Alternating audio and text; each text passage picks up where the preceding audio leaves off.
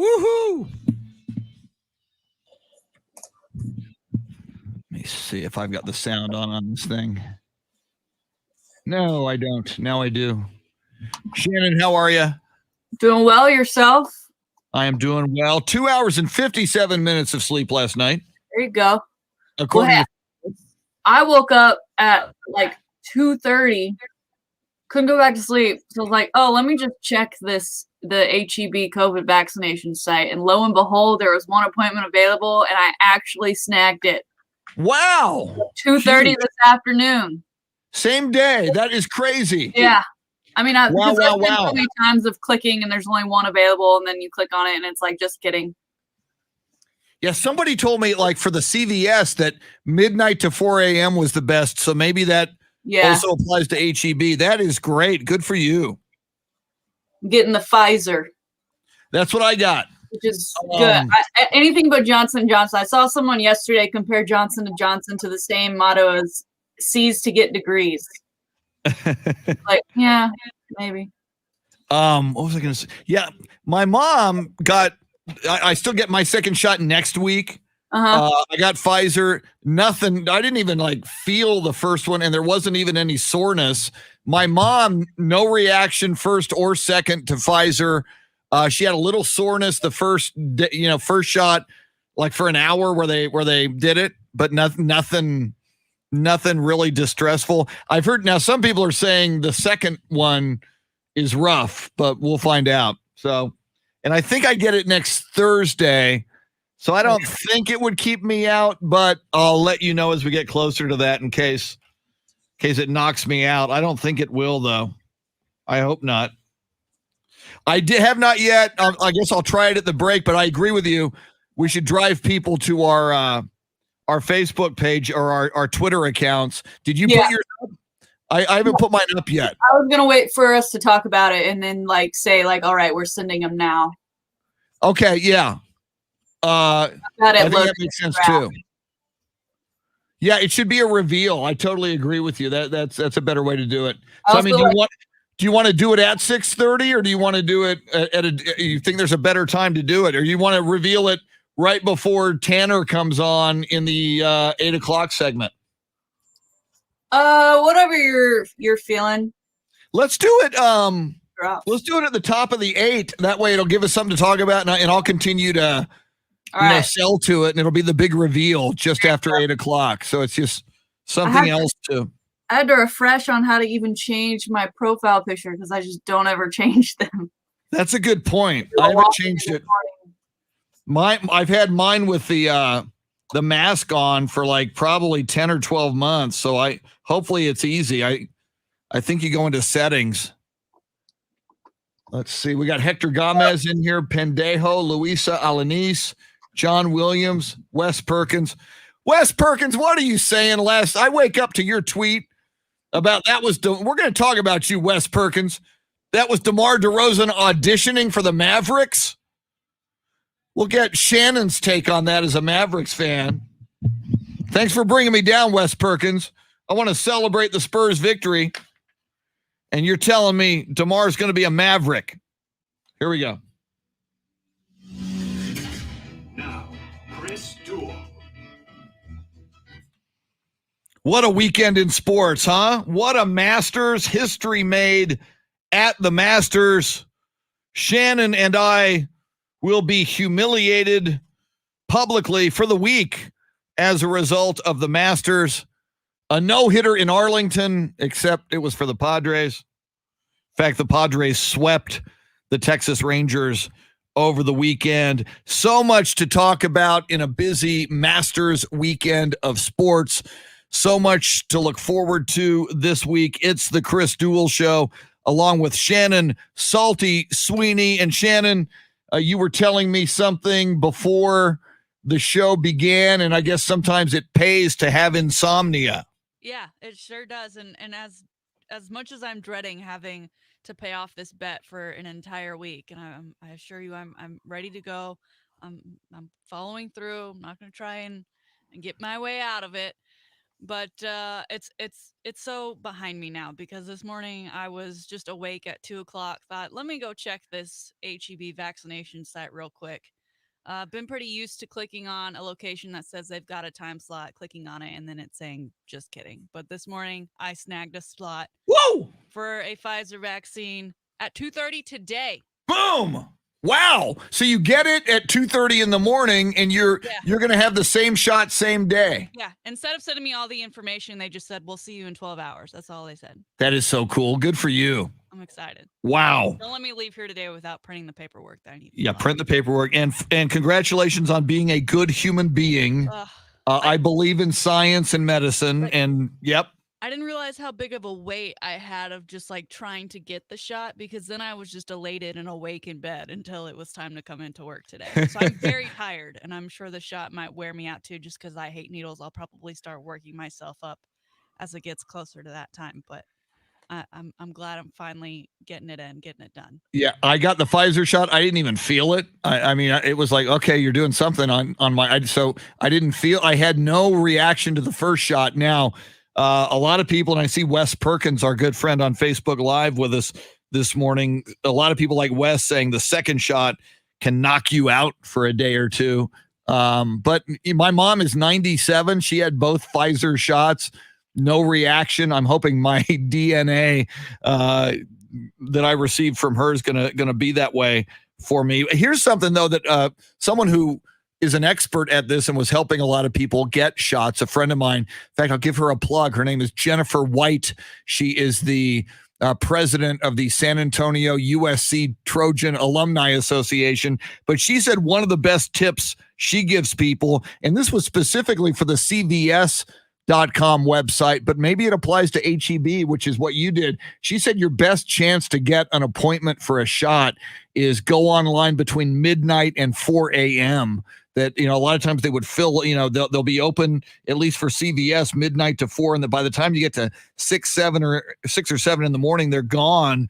So maybe that is a cool trick and a hack for people to try to get an appointment and get a shot like you're going to do this afternoon. Yeah, I wasn't happy that I was lying awake, but I was able to do something with it. So very, very excited. And I hope you're right that it doesn't knock me out. If it does, you know why I won't get here tomorrow, but I'm hoping it goes well. Now, are you going to, first of all, there is the obligatory shot of you with your COVID card. That's like when people vote and they have the, like, it's okay. I don't need to. You're not doing that? Now, I heard some people say, if you do it, and by the way, I did it. I know, I'm lame. What can I tell you?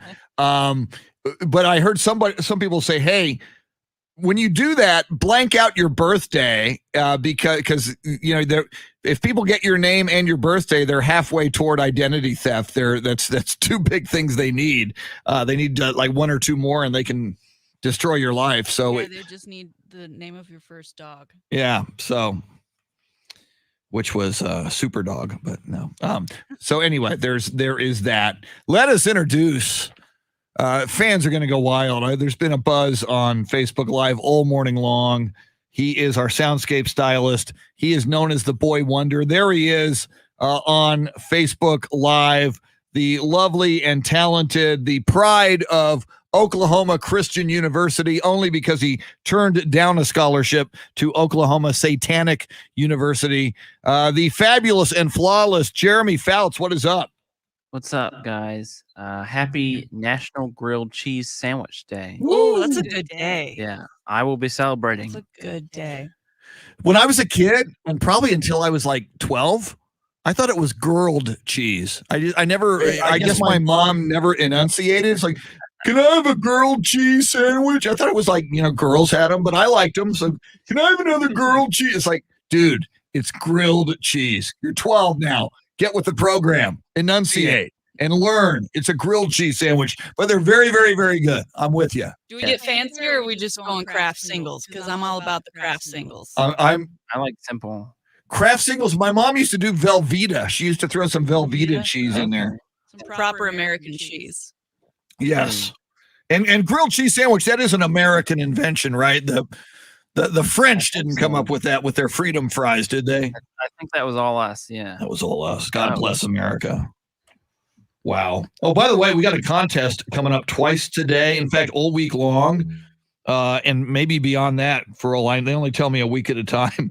But at 6:20 and at 7:20 this morning, you're going to get a chance to win $1,000. The way I understand it, you're going to get a keyword, and then you go to a website and put in that keyword, and you're in the running for $1,000. So that's coming up in a little bit.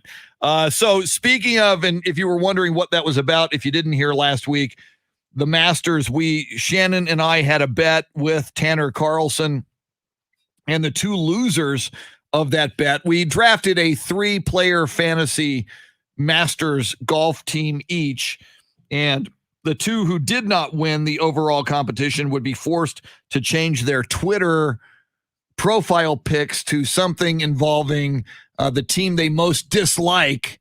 I know hate's a rough word, but I think sports hate is understandable. Sports hate isn't real hate. It's just sports hate. So the team you hate. So for Shannon, that's the Texas Aggies. For me, it's the Dallas Mavericks, who Shannon, the Spurs beat last night. Take that, Shannon and Tanner and Luca. But we almost expect it using your 2 out of 3 logic. True. It's hard to beat a team 3 times. And DeMar DeRozan with the game winner with 0.5 seconds left, a 20-foot step-back jumper to start a chosen. Spurs had lost 5 in a row. God, they needed that. So it was an ugly-looking jumper, too. Yeah, it was.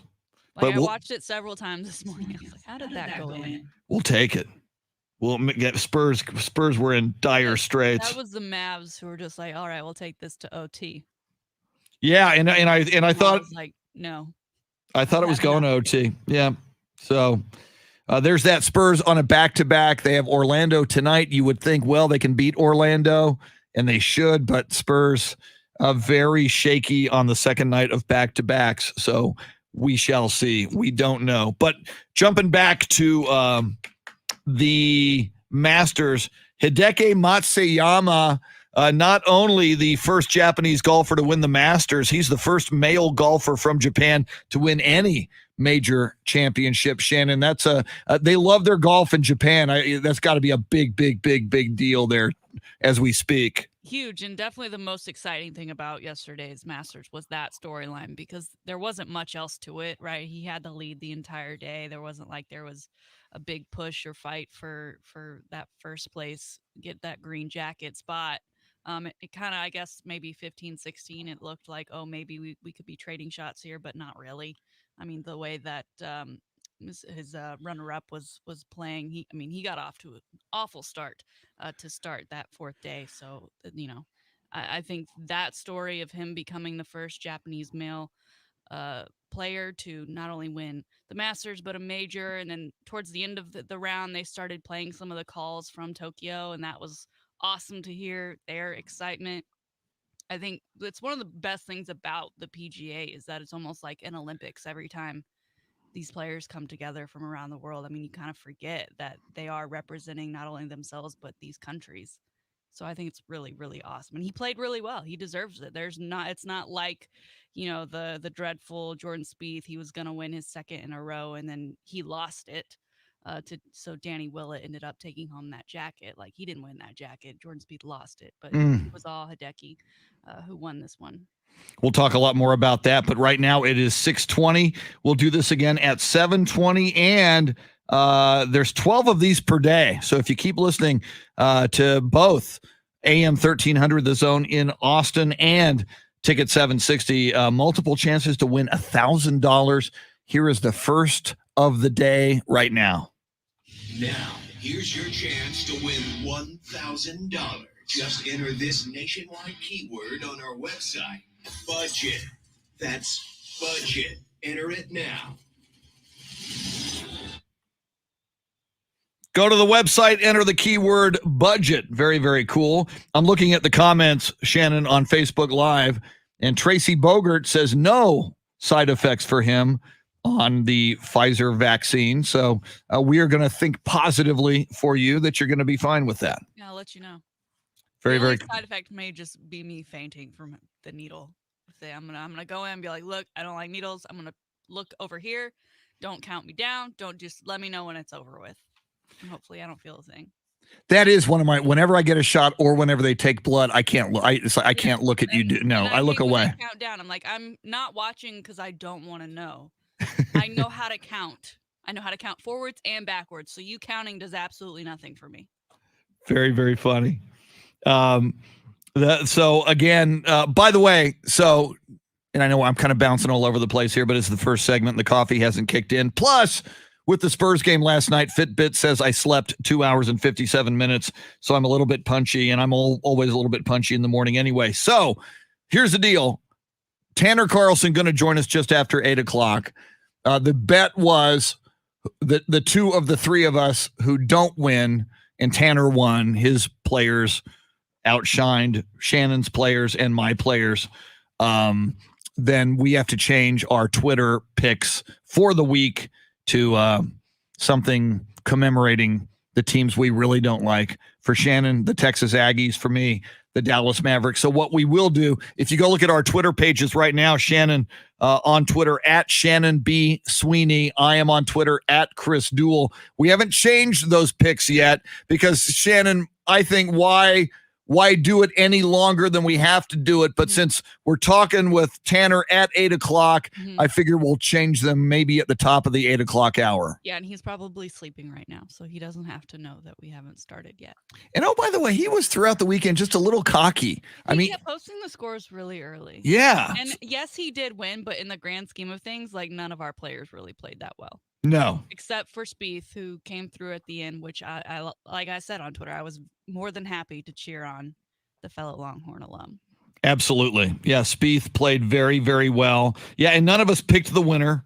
And, next year's Masters, I'll bet you a whole lot of people are going to pick Hideki Matsuyama. Part of the story, as you know, Shannon, he was the low amateur, in 2011, something like that. So he played the course as an amateur and had the best score back then. I think one of 3 or 4 ever to at one time have the best amateur score and then come back later and win the Masters tournament. So just another facet to his story, which is a very, very interesting and I think a very, very good story for golf and for the Masters. I think what's crazy though is when you look back on like these master wins, you typically we picture Tiger and you picture the the fist pump or some sort of shot. And with him, I think people are going to remember his caddy bowing at the 18th hole after it was all over. Yeah, that was a good move. Yeah, and I mean, by all accounts, Hideki Matsuyama very humble. Oh yeah. I mean, to a certain extent, that's a part of the Japanese culture, quite a bit. But and it is interesting, and as you said earlier, Shannon, that the Masters now and the PGA Tour it's so international. Another thing I like about that, when you think about Augusta and Augusta National, and for the longest time, it was a white-only experience, and certainly for decades and decades and decades until just recently, a white-only country club until the kind of the Tiger Woods era. I brought up last week Lee Elder, who I believe was the first African-American to play on that course. He was one of the 3 guys to start the Masters tournament, a long overdue honor for him. But, you look at the history of golf in America and certainly Augusta National in Georgia and the Masters. It is kind of cool. Once again, you've got a winner who is not an American white male winning the darn thing. It's, a guy from Japan. It's just, I think diversity is a good thing. I think we have to realize, we are all brothers and sisters and citizens of this earth. And the story continues for golf and for the Masters. And it's just another layer of diversity here as far as Masters champions. I can't imagine the pandemonium that went on in Japan when he that ball dropped into the 18th hole, because we know the pomp and circumstance that comes along over here when you get the green jacket, right? They whisk you off to New York, you do the morning shows, you do the late shows. I can't imagine the craziness that I don't know if he's going to be able to go back to Tokyo with everything still going on with COVID, and obviously we're still in the middle of the season, but I can't imagine how excited they are over there. And I think they said like I think when he was going to the 10th hole, it was just then 5 a.m. Ooh, over there. So yeah. I think everyone just kind of like got to wake up to this guy winning the Masters, and that's incredible. How cool. How cool for everybody involved. Quick break. Once again, we're streaming live video on Ticket 760 and AM 1300, the Zone's Facebook pages. We'll jump in there, take a look at what you're talking about on Facebook Live. There's also a link to it that is sent out through the Twitter pages, AM 1300, the Zone, and Ticket 760. It's also on YouTube as well. You can dial us up. You want to talk Masters? You want to talk NBA? There's more Desean Watson news. And, of course, the NFL draft gets closer and closer. Phone number 1-800-707-9760, 800-707-9760. The flawless and fabulous boy wonder Jeremy Fouts makes the show go. There he is, Meatloaf.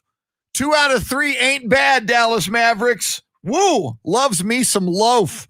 She's Shannon Salty Sweeney. I'm Chris. We're with you till 9. It's the Chris Duel Show. Lucinda Sullivan, good morning. Lucinda Sullivan is our patron saint of coffee. Hector, that's incredible. I also drink wine all the time. Very nice. John Williams, Wes Perkins, Pendejo, Luisa Alanis, Anthony Del Toro. Yeah, Wes Perkins, we are going to get into your tweet last night. Wes Perkins saying, I don't want to rain on the parade of the Spurs victory, but was it just me, or did that look like an audition by DeMar DeRozan to become a Maverick next year in free agency? Come on, Wes! Stop it! All right. I'm getting more coffee.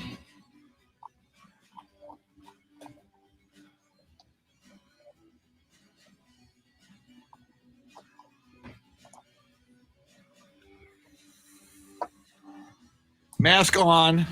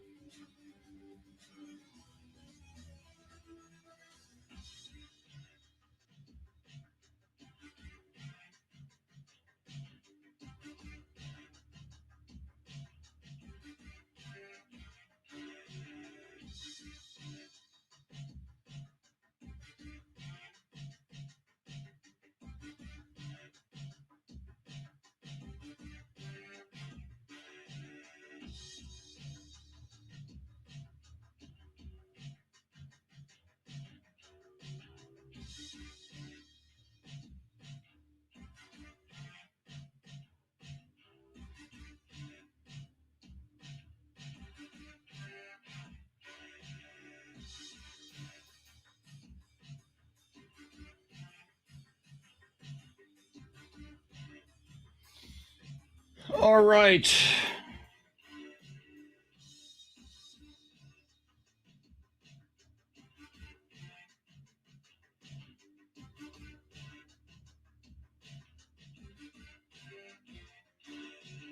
Yeah, Shannon, I don't have a poll question yet, but I like what you're posting here. What was your favorite sports moment this weekend?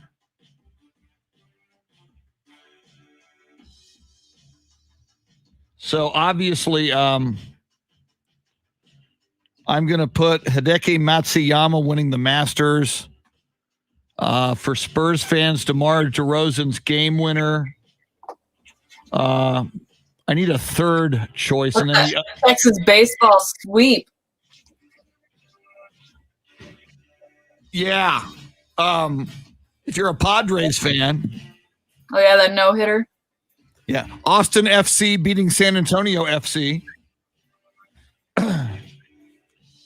So was it okay? So what do you say for a third choice for the poll question? My like just personal one was Texas sweeping K-State. Oh, okay, yes. Especially after the brawl.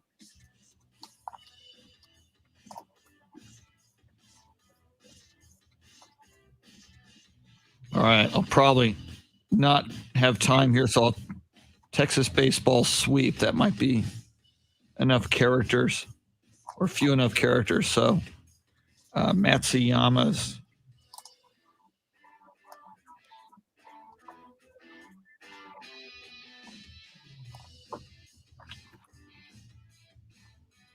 Matsuyama's win, Texas baseball sweep.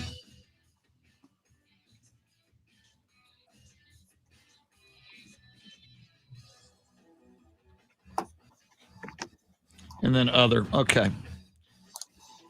I'll have to wait till the top of the hour on that, but I'll do that.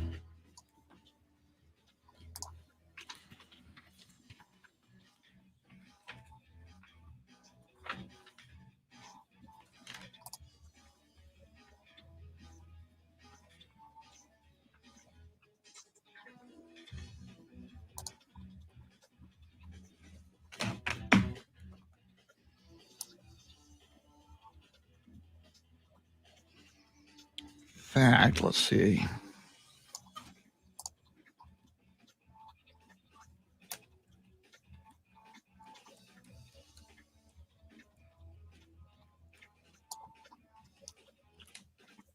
Order today and save $200 on hydro.com.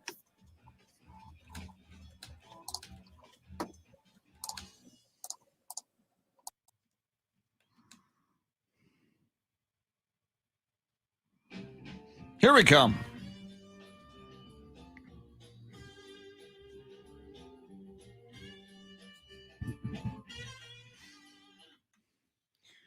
Music provided by your soundscape stylist, the flawless and fabulous Jeremy Fouts, a.k.a. the Boy Wonder. Welcome in. Chris Duel Show along with Shannon Salty Sweeney on a post-Masters Monday. We're working on the poll question. We know the poll question. We just haven't posted it yet. We're going to post it at the top of the hour. It has to do with your favorite sports moment of the weekend. In fact, Shannon has asked that if you're one of the fine human beings joining us on Facebook Live. Shannon posed that question in there. You can certainly join us there. That's a lot of fun because you're not only interacting with us live and in real time, but you're interacting with Luisa Alanis, John Arne Paulson from Norway, Clint Proctor, Hector Gomez, I see in there, Wes Perkins, John Williams from Dallas, Anthony Del Toro, Lucinda Sullivan. I mean, I could read all the names, but we would run out of time, Shannon, but we thank everybody on Facebook Live. Now, a lot of people, Shannon, will say their favorite moment of the weekend was Hideki Matsuyama winning the Masters, but yours is a little more local, is it not? Yeah, Texas baseball. Just, I mean, the season started off a little rough in that opening tournament, but Big 12 play has been incredible. They get another sweep, this time against Kansas State. And after a brawl that occurred Friday, where we saw 3 Texas players being ejected from the game. And then Luisa brought it up on our video feed here. Ivan Melendez, 7 consecutive home runs for Texas in just 6 games. Oh my gosh. He's on fire. He is something else. And he wears my favorite number, 17. So it's awesome. Now, why is 17 your favorite number? Oh, it's just the number I wore when I was playing soccer back in the day. That's cool. It's been my number ever since. My favorite number, for some reason, because it's unlucky, is 13. Because everybody, 13's unlucky. Ooh. So I thought, all right, you know what? That's going to be my favorite number. Embrace it. Yeah, exactly. All right. So very, very cool. Now, the brawl on Friday in the Texas baseball game, did you see it? I have not seen video footage of that. Yeah, I mean, you could call it a brawl, I guess.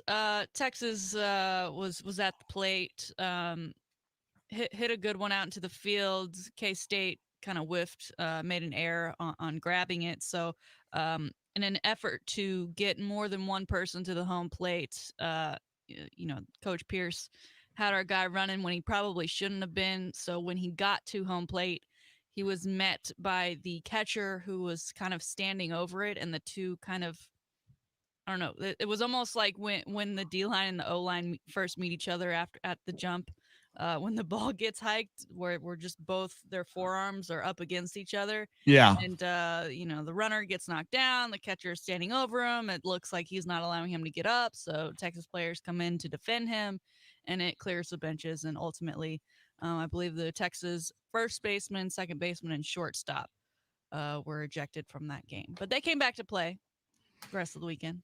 So it's not like football, whereas like if you get ejected in the second half, you got to sit out the first half of the next game. So these guys were able to just come right back in the next game. Yeah, and I mean it was, I don't know, like the way I feel like the catcher had the ball already, so all you got to do at that point is put your foot on home plate and call it a day.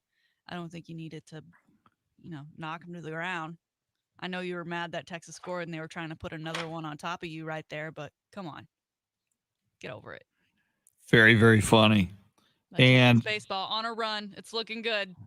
So you feel good about them as far as a possible College World Series and a national championship? Oh yeah, I feel so much better than what I felt starting the season, especially after last year. The season gets, it's barely underway and everything stops due to COVID. And that team was supposed to do some amazing things. Not all those players end up coming back because of COVID and scholarship rules.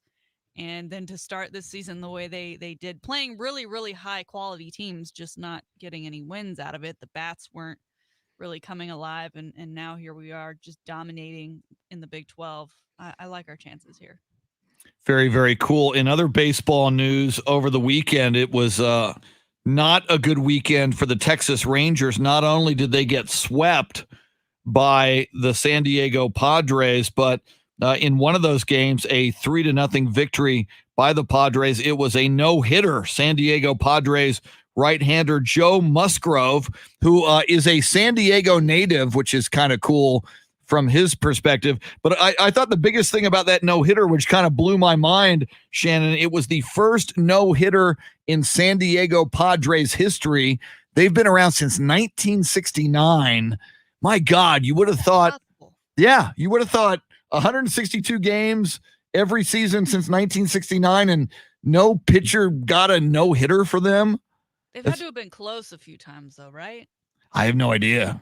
I mean, you would think so, yeah, but that's still, and until recently, I mean, for most of Padres history, that's been a pretty god-awful franchise. I mean, they're good now. They're supposed to, obviously, and they did last year, rival the Dodgers for the NL West, the NL West, but it's a long way to go until 52 years till you get your first no-hitter as a franchise.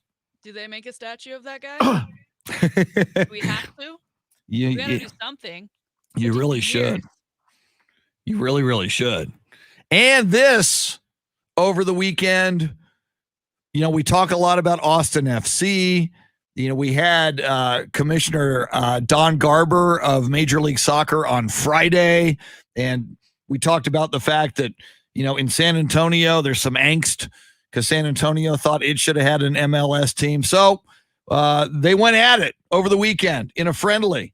San Antonio FC versus Austin FC, and Austin FC wins 5-1, which kind of is a little expected with one of them being an MLS squad. But there you have it. For whatever that's worth, 5-1 in the first meeting of those two teams. Yeah, and it was their last game ahead of the first official game of the season, which is this Saturday. So they probably didn't want to hold back. They probably wanted to see just what they were made of. So it's good that they're already getting to play each other. I'm sure we'll see more friendlies between them down the line. But super excited. I believe the game is 5:00 this Saturday in Los Angeles versus the LA Galaxy for the opener of the inaugural season for Austin FC. And that's a pretty big opener. I mean, when you think of Major League Soccer, one of the marquee franchises is the LA Galaxy. So to open up against them, you mentioned last week, Will Ferrell, an LA guy and a USC guy, kind of taking some shots at Matthew McConaughey, an Austin guy and a Texas Longhorn guy. So going to be interesting to see if both of those guys show up to that match. I really hope they do. I think it would be a good thing for both sides if they really lean into that and continue that rivalry and kind of bolster it up, because Austin FC as the new kid in town, everyone probably wants to beat up on them a little bit, right? And historically, in all sports, the newest team typically doesn't fare very well in their opening season, unless you're the Las Vegas Knights, and then year two you just turn it around and go to the championship game. But yeah, I think it would be well for both of them to go ahead and get that rivalry going. And how cool if both of those guys, certainly, Matthew McConaughey at this early phase, and haven't even played a real game yet, but that's coming up, as you mentioned. But Matthew McConaughey kind of being the non-player face of Austin FC, if he and Will Ferrell can kind of make this a running thing, and if indeed it would be great if Austin FC punked them and beat them in the first ever match, and then it's on, and then it becomes a big rivalry led by those two guys kind of playfully going at each other. On social media and in public. That'd be a lot of fun. Oh yeah, it'd have to be. And LA will soon be getting a women's team, thanks to the collective group of high profile celebrities and athletes who have put money together to help build that team. And I'd love for Austin to one day get a women's team in the future, and so that we could all start with this matchup here on Saturday. And other news for the Austin FC stadium came out over the weekend that all of the vendors inside the stadium, all your food vendors, are going to be local favorites like Pluckers, Torchy's, Taco Deli, I think Valentina's, Tex-Mex barbecue tacos. So good fare and good food, all at the Q2 Stadium for Austin FC games and any other events that get held there. I mean, they are partners with iHeart, so I wouldn't be surprised if there's some concerts that come out that way. Yeah. In the future. No El Arroyo Mexican food happening? I don't think they do. I don't either. I think they're more concerned with their sign. Yes. That sign is so how brilliant that sign has turned out to be such an iconic and globally recognized sign. And I have a weird relationship with El Arroyo because the other location that no longer exists was in my neighborhood growing up. So that was like the Friday spot. Everyone in the neighborhood is there.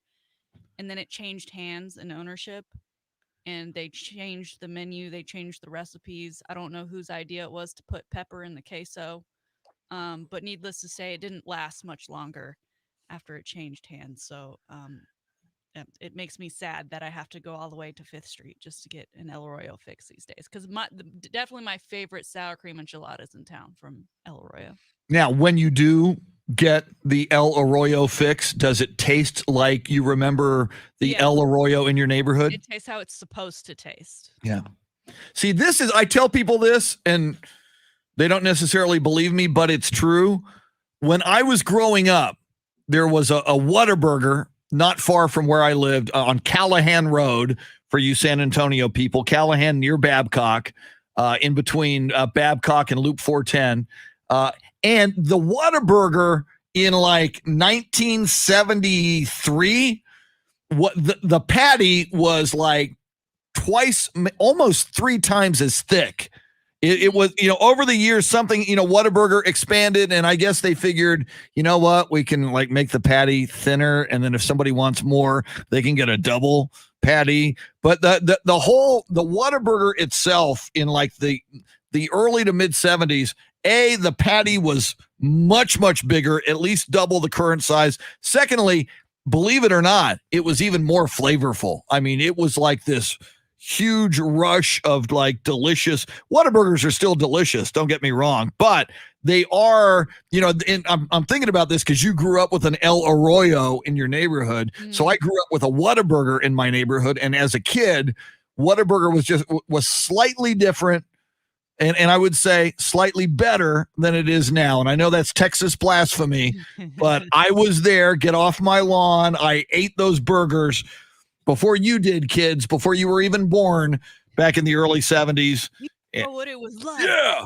I had to walk all the way to Callahan Road to get my Whataburger. Was it just this Whataburger, or was it all the Whataburgers at that time? It was all the Whataburgers, and there weren't a gazillion Whataburgers across Texas at the time, but it was a little different. And obviously, decades go by, things change, and the company grew and sold itself to Chicago. But that's that.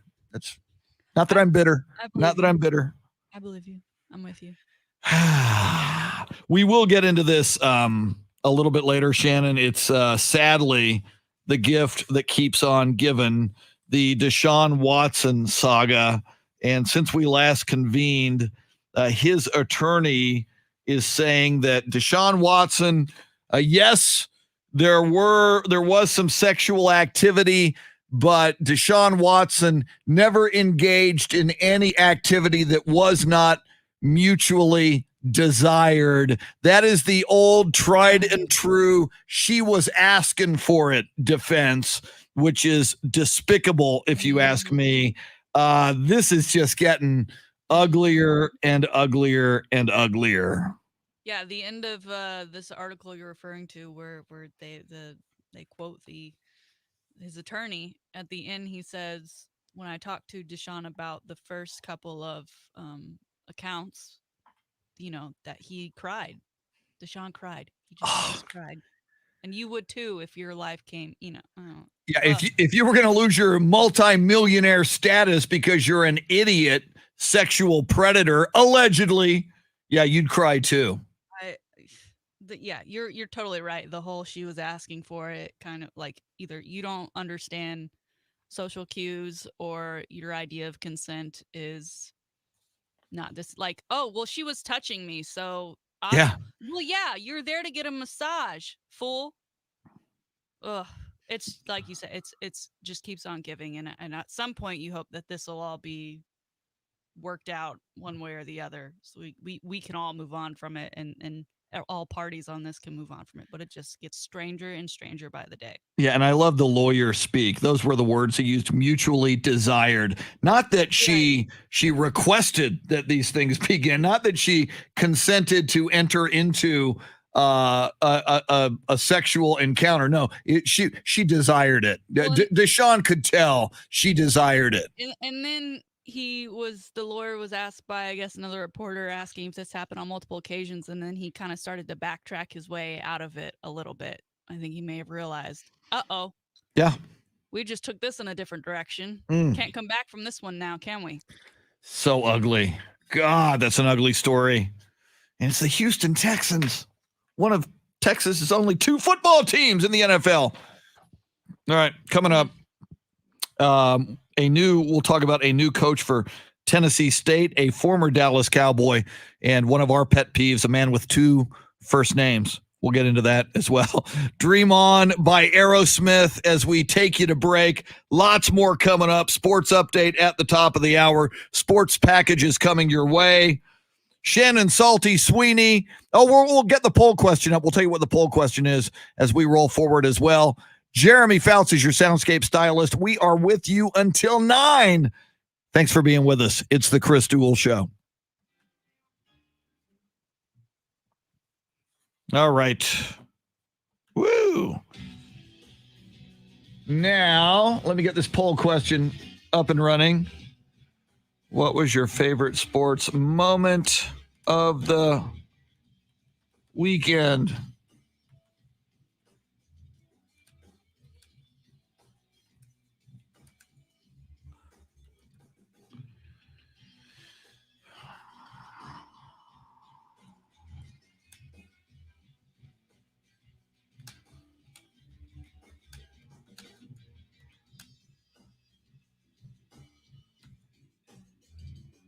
Okay.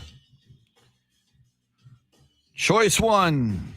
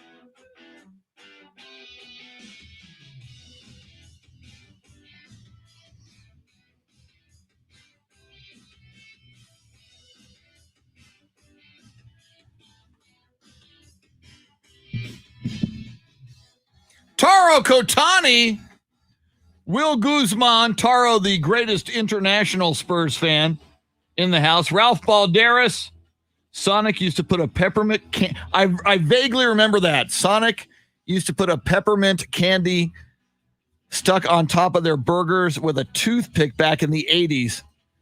I don't know if that was a Uvalde Sonic thing. Now, I kind of remember that, Ralph. Very cool. Do I have any coffee left in my big old coffee container?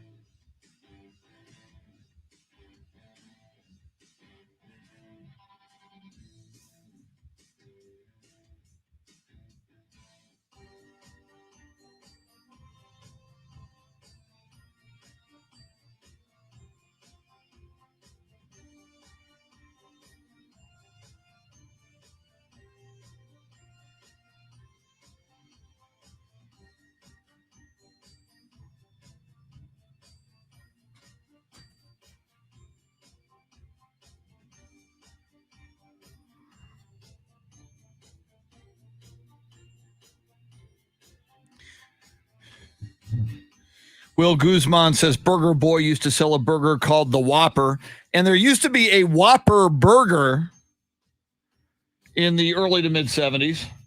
There, Bernard, there you go. Right as I said that, Bernard, you posted it. Whopper burger. There was one on, God, what road is that? Bandera near 410, as I recall.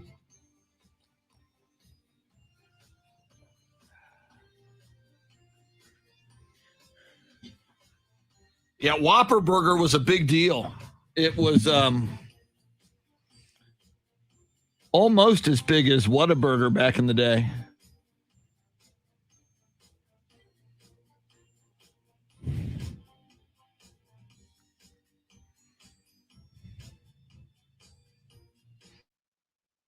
Yeah, Bernard, I did hear of that.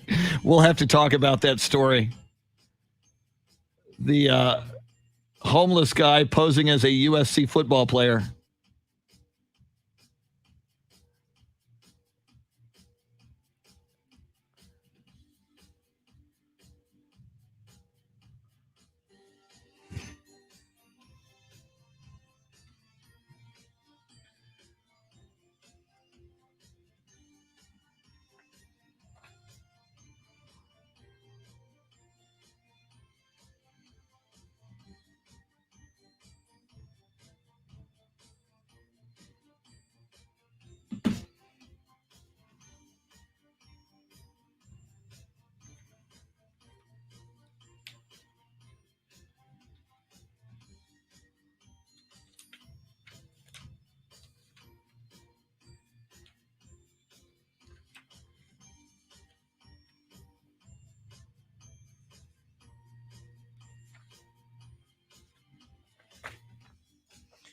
Yvonne Yancey McGowan, good morning.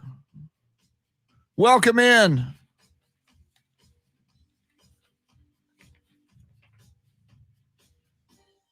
Here we go. Here we go. 7 o'clock hour. Why the hell not?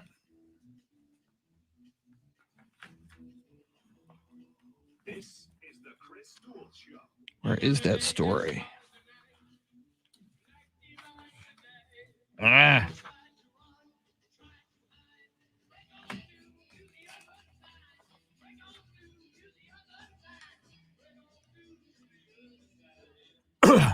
What is up, Yvonne?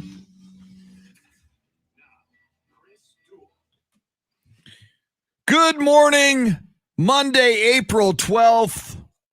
As Jeremy Founts has told us, today is National Grilled Cheese Sandwich Day. Not grilled cheese sandwich day. Get with the program.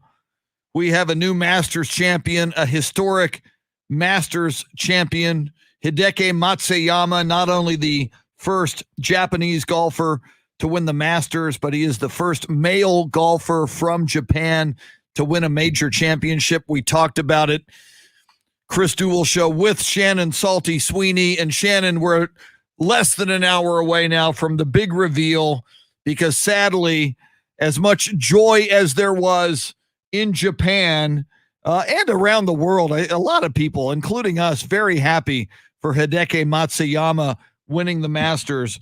There's anguish and despair and angst among you and me, because we were in a competition with Tanner Carlson, and the losers have to alter their Twitter profile pics, and you and I are going to do that before 8 o'clock, apparently. I have hope that with the 3 remaining championships left for the year of golf, that we'll get one back on him. But yes, in an hour we will have to change our profile pictures.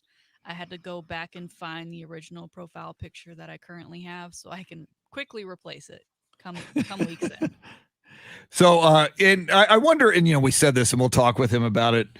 Tanner was very, very quick to post results throughout the weekend on Twitter, and each time he posted, it's because he took an early lead, and he sustained that lead. I just wonder if you were leading throughout the weekend, or if I was leading, if he would have. And Very quick to post the side-eye emoji upon his victory. Exactly. Somebody might be a little bit of a sore winner. Yeah. Where Yeah, you and I so gracefully are just here talking about it. Yeah, I come from the school of you trash talk during the competition, and then if you win, you win. And it's almost like you score a touchdown and you hand the football to the referee. Mm-hmm. You know, you don't have to be all. We don't need to dance in the end zone. Yeah, and you don't need to be. Don't be Drew Timmy of Gonzaga flexing your muscle. Now, at least I will say this. Well, no, because Tanner was kind of flexing his muscle before he won it. But with the eyes emoji, he had won it. Drew Timmy, I wouldn't have minded him as much if he was flexing his muscles after winning the national championship, which he did not. But when you're a hot dog before you win it all, right, then you're a ridiculous hot dog. And like we said, like he won our bet, but he didn't win the tournament. True. Nobody had the winner. So nobody had the winner. So now what about your what is Wolf's first name? Your golfer, Matthew Wolf. Yeah, he did not fare very well. But a lot of people, I mean, Dustin Johnson, one of my other picks, returning Masters champion, didn't even make the cut. I guess he can only play well in November. But a lot of people really, really struggled. They like to say that the course beat them. Well, but right. Matthew Wolf, wasn't he like disqualified for turning in an inaccurate scorecard that inflated one of his holes? I wasn't paying that close attention to Matthew Wolf. Oh, okay. He fell off with the 4 over and kind of the point of no return, but I wouldn't be surprised with the way it was going for a lot of players that something like that would happen. And the player that I picked. Yeah, no, I saw a story that Matthew Wolf was disqualified in the second round because there was I think the 13th hole there was a hole where his card had him one stroke better on that hole than he really was. Can't do that. No, can't do that. Everyone's watching, can't do that. And we'll have to track that story down. I want to make sure we fully understand it before we talk about it more. Because I mean, if that you obviously, I can't imagine you would do that on person or on purpose because I mean, the eyes of the world, especially at the Masters, the eyes of the world are watching you. You're not going to get away with it. It must have been some kind of either like a mental screw up or something. So that's just crazy. Isn't your caddy there to kind of help you with all that before you turn the card in? I would think so. I would think so. Awful. This is I bring this up. I was going to bring this up at one point, but Bernard Trefan on Facebook Live. And if you're new to the show, we stream live video on Ticket 760 and AM 1300, the Zone's Facebook pages. And sometimes you will, as he just did, suggest stories to us. And I had heard of this story, but my beloved USC Trojan football team, a homeless guy somehow snuck into USC and was impersonating a USC football player for several days before getting caught. He was like a homeless dude. So he just snuck onto the campus, and I give him a lot of credit. He ate meals with the team. He got into pads and practiced on the team with the actual football team. He shared a jacuzzi with some of the players, and he even fielded punts during practice. Now, first, if you're the USC coaching staff, Clay Helton, do you know your players? This dude, according to the story, hanging out for days, eating meals, which, I mean, if you're homeless, God love you, you got to get creative, but even fielding some punts.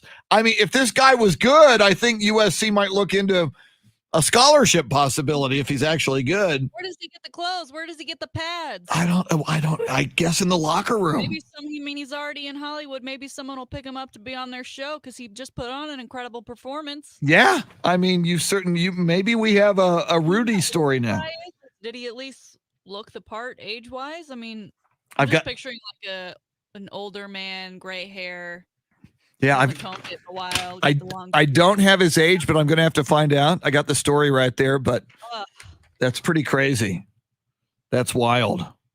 I thought USC was supposed to be like a really smart school. Not necessarily. I don't like. Are they not COVID testing anymore? Do they not like make you come up and put your name down and look at all your results and ask you how you are every day to make sure that you're not coming in to infect anybody? Well, and if this guy's returning punts, well, first of all, Clay Helton should know everybody on that roster. But secondly, your special teams coach, when some dude is returning punt, don't you go, who's that? Or even the players, because they all know who's in their unit. Yeah. That is. I've got to. There's got to be more to this. And a security source says the man slept for some time at a suite in the Coliseum. So at night, he broke into the LA Coliseum, which has some luxury suites, and that's where he'd sleep. So, wow, amazing. Amazing, and I just don't know what kind of picture that paints for USC and their football program. Where they are right now. The U.S., my beloved USC football program, has had its issues over the years, but that's certainly some more of those issues. So let's see what else. So we've got Spurs. Your map. How much? And you couldn't have stayed up for that. So you said you watched it this morning. DeMar DeRozan's game winner. And I saw the score was tight. I kept up on my phone last night. But no, didn't make it to the end. But yeah, that DeMar DeRozan shot. I mean, it was tied, right? And there was 4 seconds left. And I think by the time he sunk that shot, there was like half a second left. 0.5, yeah. It was early over at that point. But the shot itself was not a great looking shot. But because he is, what do you call him? Destar DeChosen. He has his ways of knocking that down, but the Mavs on their end just it was like they were already content with going to OT, and of course the Spurs with their grueling travel schedule. I mean, they're going to Orlando. They'll be in Orlando today, and then they go to Toronto, right, for Wednesday. Well, actually, if Toronto plays its games in Tampa, Florida this year, so that's not that's from Orlando to Tampa, so that's not as bad. Yeah, I mean, I know that they've been playing better on the road, but that travel at some point does, I would think, take a toll on you.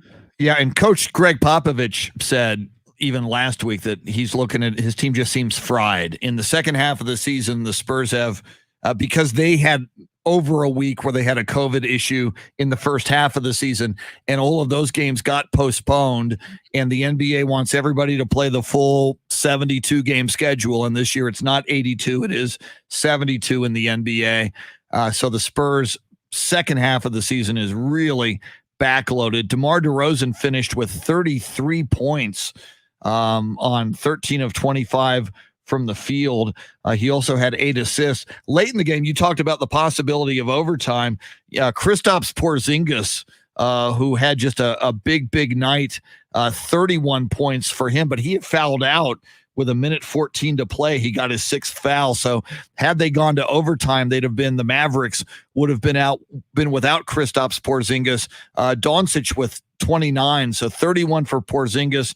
Doncic with 29. Porzingis had 15 rebounds, so he had 31 and 15. He was just, it's so interesting for the longest time, Shannon, and obviously you're a Mavericks fan, so you follow the Mavericks a lot closer than I do, but, Doncic was, kind of the guy in Dallas, even more so than Porzingis, although we knew Porzingis was very good. And early on, when he became a Maverick, there were injury issues with Porzingis. But especially lately, man, Porzingis has been on fire, and the two of them together, and they had won something like 6 or 7 in a row coming into this one last night. The two of them have really been a big part of what they've been doing and kind of this ascension in the standings the last couple of weeks. Yeah, I think they're finally getting to that place that they, expected them to get to a little earlier, particularly and ideally last year in the postseason. But they are finally finding a way to work together. The only thing that I question is, when you look at the box score, it's super lopsided with the rest of the starters. I mean, you typically are getting bench players who are contributing more than the rest of the starters, not named Kristaps and Luka on the Mavericks. So I think, we could use some help there, and especially in cases when Porzingis does foul out. But yeah, you make a really great point that they when they're together, I mean, they're the guys to beat. I mean, they're not necessarily a super team, but I guess when you compare to what the Spurs are going through right now, it's better than nothing. Oh, and I got to bring this up. Let me see if I can find since we're talking Mavericks and Spurs, and since you're talking super team, and typically super teams have 3 key players. Our good friend Wes Perkins last night said on Facebook, and let me see if I can, if not, I'm going to paraphrase him. I should have had it up and ready to go. Okay, I just found his Twitter page. And Wes is a great guy and a very astute Spurs observer. And we've had him on the show, and he's called in quite a bit. He said on Twitter, I'm not pooing on the Spurs win. However, does anyone feel like that was an audition of sorts for DeMar DeRozan for the Mavs? They need a true wing playmaker and scorer to be a third option. Would be a good fit? Question mark, question mark, question mark. First of all, I'm waking up. I'm feeling good about the Spurs. DeMar had 33. He had the game winner. And then I wake up to Wes Perkins saying, was that an audition for the Mavs? But when you think about it on a certain level, and we did find this out last week, Shannon, DeMar DeRozan will be an unrestricted free agent at the end of this season. And he said through his agent, he's going to explore the market. He's going to be open to all options. Now, there are those who believe, obviously when he was at Toronto, that was a team in the Eastern Conference that was knocking on the door of the finals every season. They were in the playoffs. They were close, but couldn't get over the hump.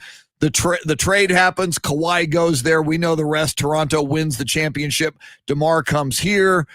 Spurs have not been the Spurs we remember from the Tim Duncan, Manu Ginobili, Tony Parker era just yet.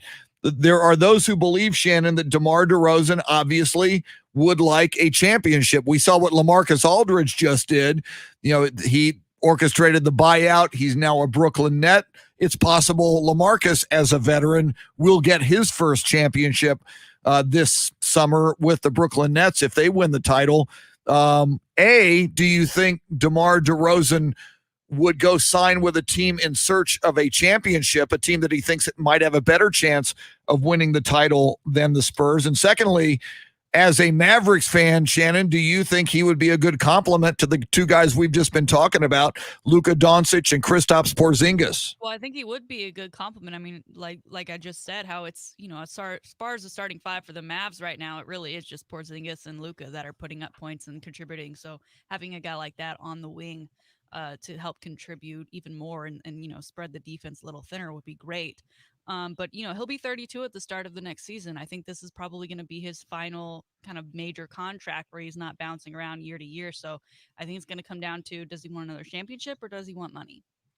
We'll talk a little bit more about that, but right now we just passed the 720 mark at 721. We do this contest 12 times throughout the day. Your chance to win $1,000. It goes a little bit something like this. Now, your chance to win $1,000. Just enter this nationwide keyword on our website. Deposit. That's deposit. Enter it now.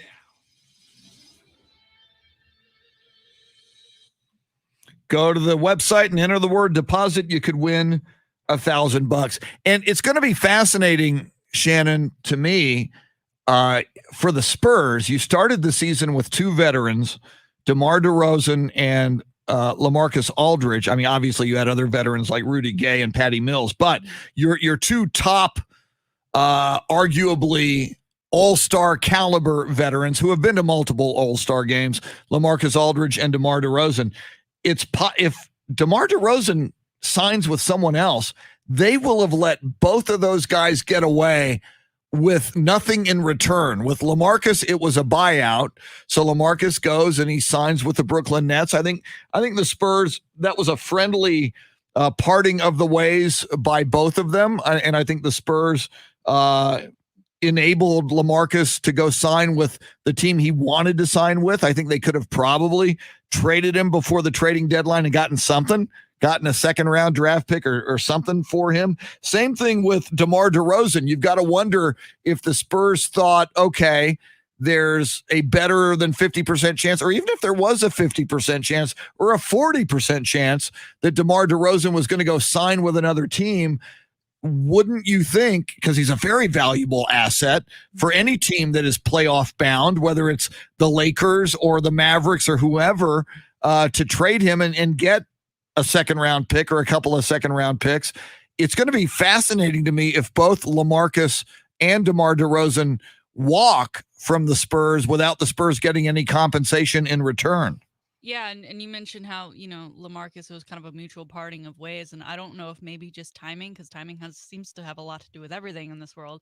For DeMar DeRozan, the reason why they chose not to try and deal him with all of the personal stuff he had going on, if it was just like, we're going to be the bigger man here and just kind of let it play out the way it's going to play out. I mean, I guess there is always that chance that he does decide to, re-sign with the Spurs. I don't know what kind of money they can offer him. But I guess that chance is still there. If you're a Spurs fan, don't lose hope.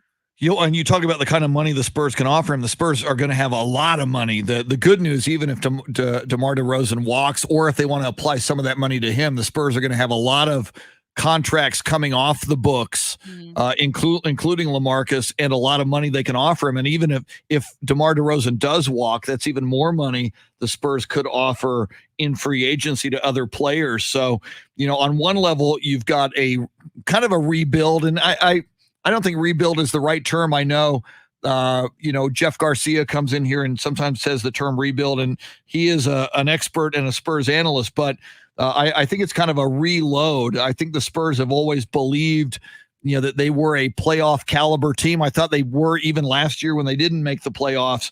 But you've got a young core here. DeJounte Murray had a huge night last night. Last year in the draft, Keldon Johnson was outstanding. You get a lottery pick this year in Devin Vassell that I think is going to be very, very good. So I think if you can, as these young players develop and become even better, if you can get some good free agents in with some veteran leadership, I think they can certainly upgrade the team moving into next season. All right, coming up, the Salty Shakedown. What is on Shannon's sports radar that should be on your sports radar as well? This day in sports history, sports birthdays, and we near the top of the hour when Shannon's profile pic on Twitter and mine will take a reluctant, will make a reluctant transition thanks to Tanner Carlson, who's going to bragging on Twitter. Right he's unbelievable. We're going to slap him around, if not in this 8:00 segment coming up, but his day is coming. His day is, all glory is fleeting. Yep. Tanner Carlson, you'll get yours. Coming up, Salty Shakedown, sports birthdays, sports histories, and a lot more. Oh, and Andy Everett. I mean, with the Masters, got to talk to our golf guru, Andy Everett. He's going to join us at 8:35. His thoughts on all things Masters tournament and the championship by Hideki Matsuyama of Japan. Lots going on in the sports world. We appreciate your hanging out with us. With you till 9. She's Shannon Salty Sweeney. I'm Chris. It's the Chris Duel Show.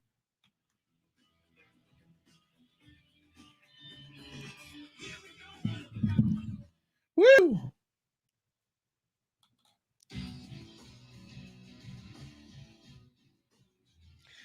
Yeah, 50 million in cap space. It's something huge. That sounds about right. I don't have the specific number in front of me, but it's a lot of money, and that's what John Williams is saying. DeMar, Rudy Gay, and Patty Mills would free up 50 million in cap space.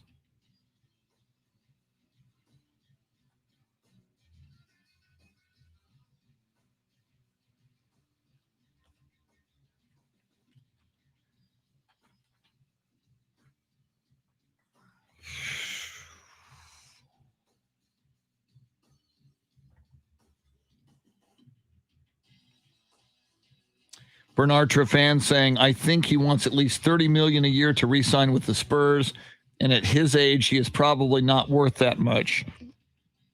Yeah, the Spurs are going to factor that in. He's having a great year this year, though. I think he's having his best year. You know what I saw about Kevin Durant? I saw a quote from him this morning that said he's not in it for championships. He's in it for personal development. He said Kevin after Durant. for championship, he's just like, I don't play for championships. I play for development. All that stuff is great, but that's not what I play for. I'm like, that is the biggest bull I think I've ever heard. Totally agree. No one wants you on your team if you're not playing to win or playing for personal development. I mean, that's like the definition of a selfish player. I was like, where's your PR person? If you're not playing for championships, I don't want you on my team. Right. If you're playing for your own growth, your own development, your own legacy. Yeah, I don't know. Maybe he looks at a guy like Charles Barkley who doesn't have any championships and says, he's doing all right for himself. But I don't think Kevin Durant gets into the TV game after he's done. No, I don't think he's got that personality. Other than invest in things behind the scenes. Yeah. And continue to be a diva on Twitter.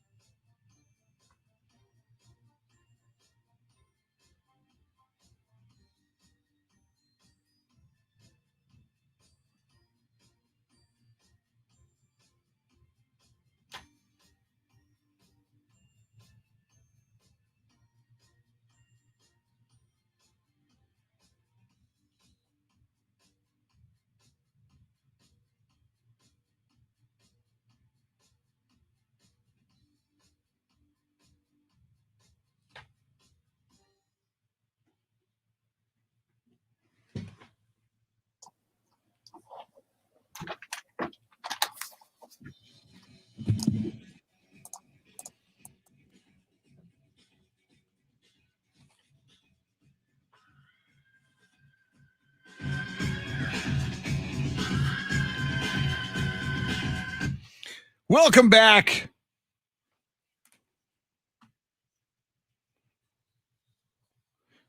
It's the Chris Duel Show with Shannon Salty Sweeney.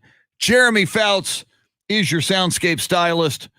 You can join us on Facebook Live as John Arne Paulson is from Norway. We are international. Norway is in the house on AM 1300 The Zone and Ticket 760's Facebook page. We got links via Twitter for you to get to the video feed. It's also on YouTube. Fonzie J. Rodriguez joining us from Southern California. Steve DeRocco, the original Rock, jumping in as well. Welcome in everybody on Facebook Live. In a moment, it is Shannon's Salty Shakedown, but let's start with this day in sports history. Woo! On this day, April 12th, 1877, a catcher's mask was first used in a baseball game. 1877. You got to believe that some catchers took a baseball to the face and they said, how many teeth were lost? You know what? Two. Yeah, maybe a mask would be a good idea. So sorry for all those catchers pre-1877. On this day in 1953, it was the 17th Masters tournament in Augusta, Georgia. Ben Hogan shatters the Masters scoring record by 5 strokes with a 14 under 274. I think that's what Matsuyama had yesterday. It was close to that. But at the time, that was a record. Finished 5 strokes ahead of runner-up Ed Oliver. It was Hogan's second Masters championship. 1 year later, on this day in 1954, the 18th Masters, Sam Snead won his third and final Masters by 1 stroke in an 18-hole playoff with Ben Hogan. So Hogan was back to win it again in 54, but he didn't get it. Sam Snead got it.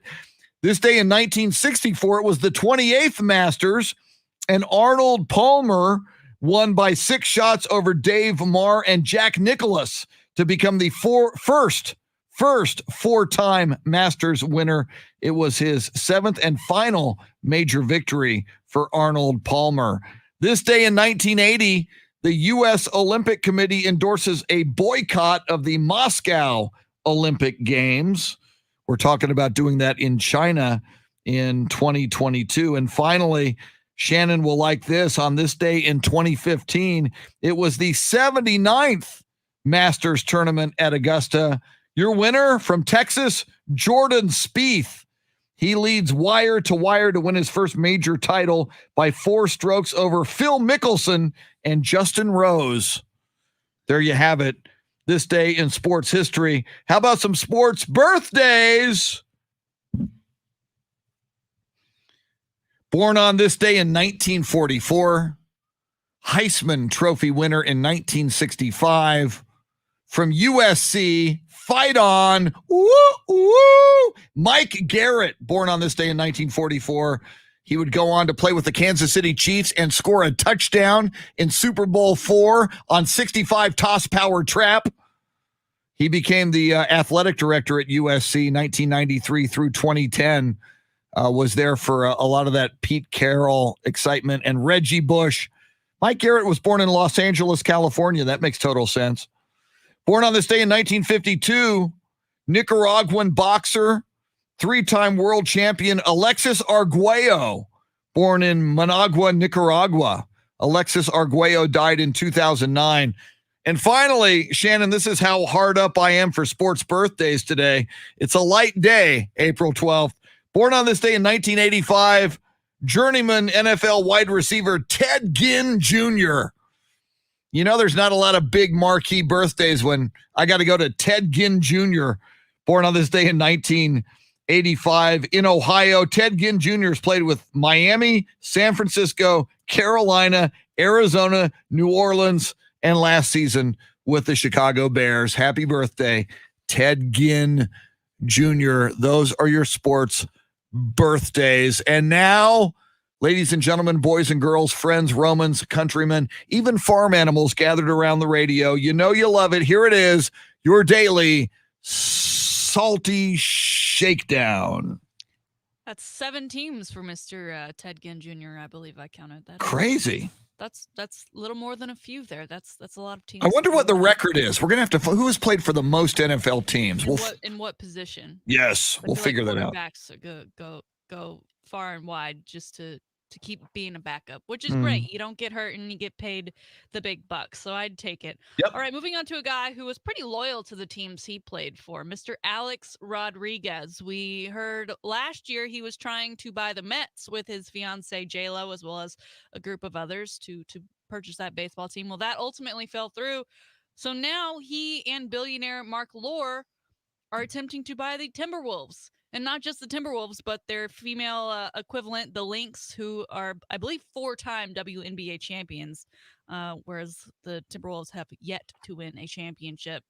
But this sale reportedly worth $1.5 billion. They would officially take over in 2023. And people are a little worried because, as we know, A-Rod spent 22 seasons playing for the Mariners.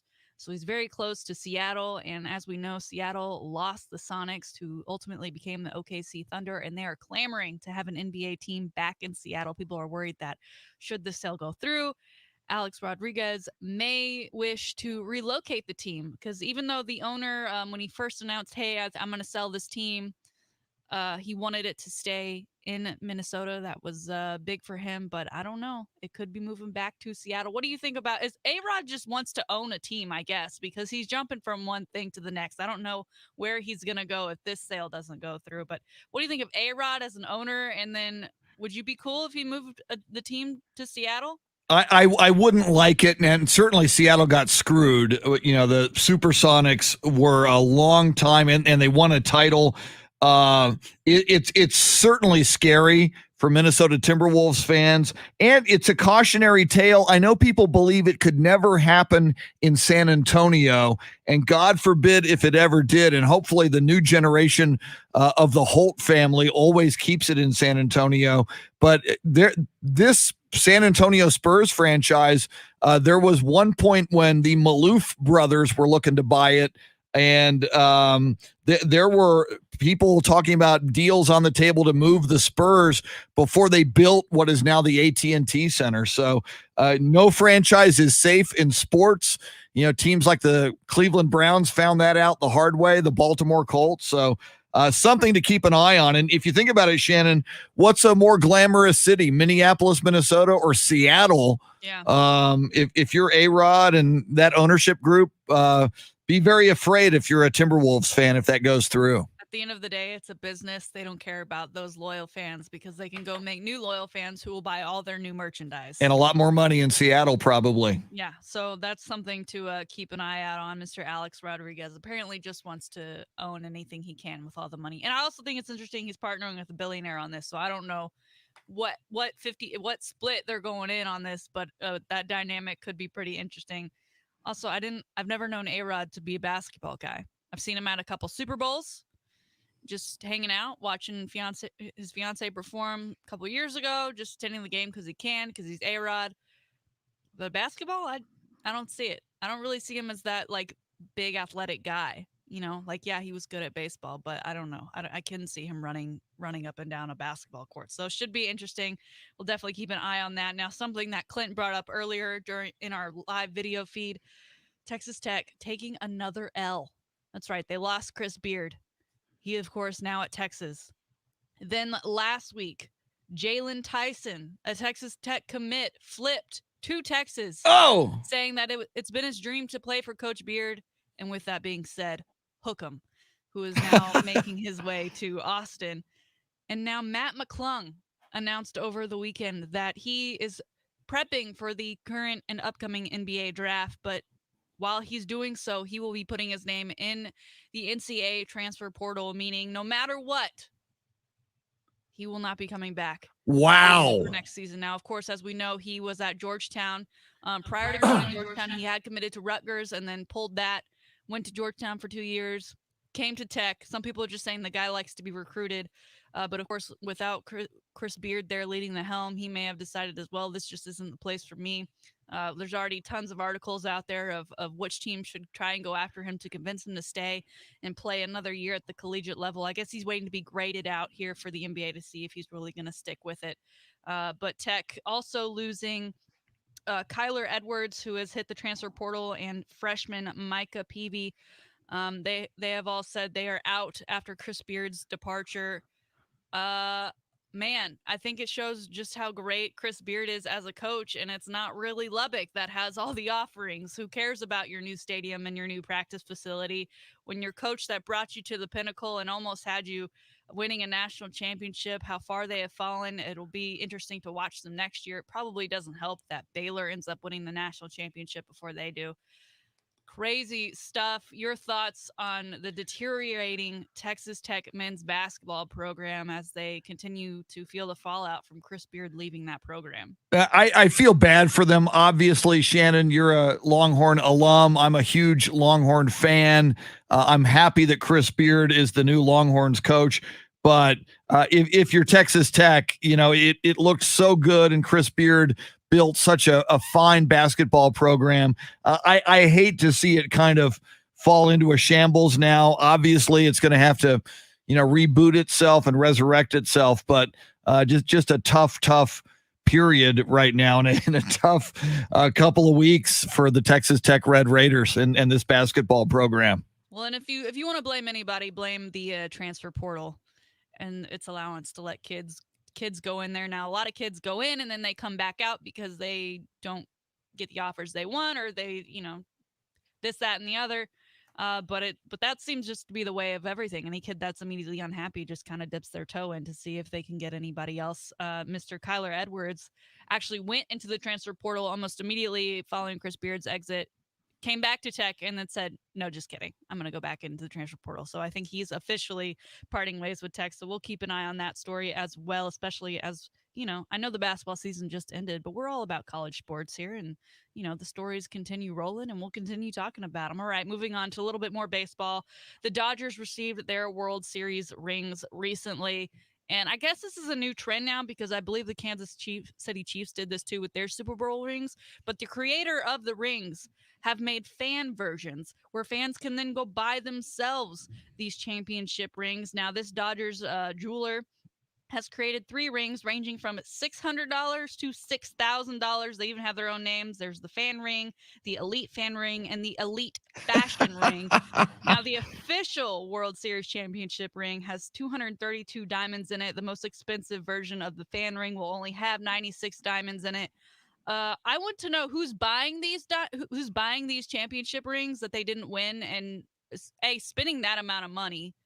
They say you most likely want to wear it on your middle finger. It also says you can personalize it, but you can't put a player's name or the team name on there, I guess because they don't want you to try and then sell it off as a legit player's championship ring. How insane. I mean, this is almost to me like getting the tattoos of the victory that you had no part in. Well, congratulations, your team won, but really? But I see it both ways. Yes, I see it your way. It's like you didn't play. You really should never.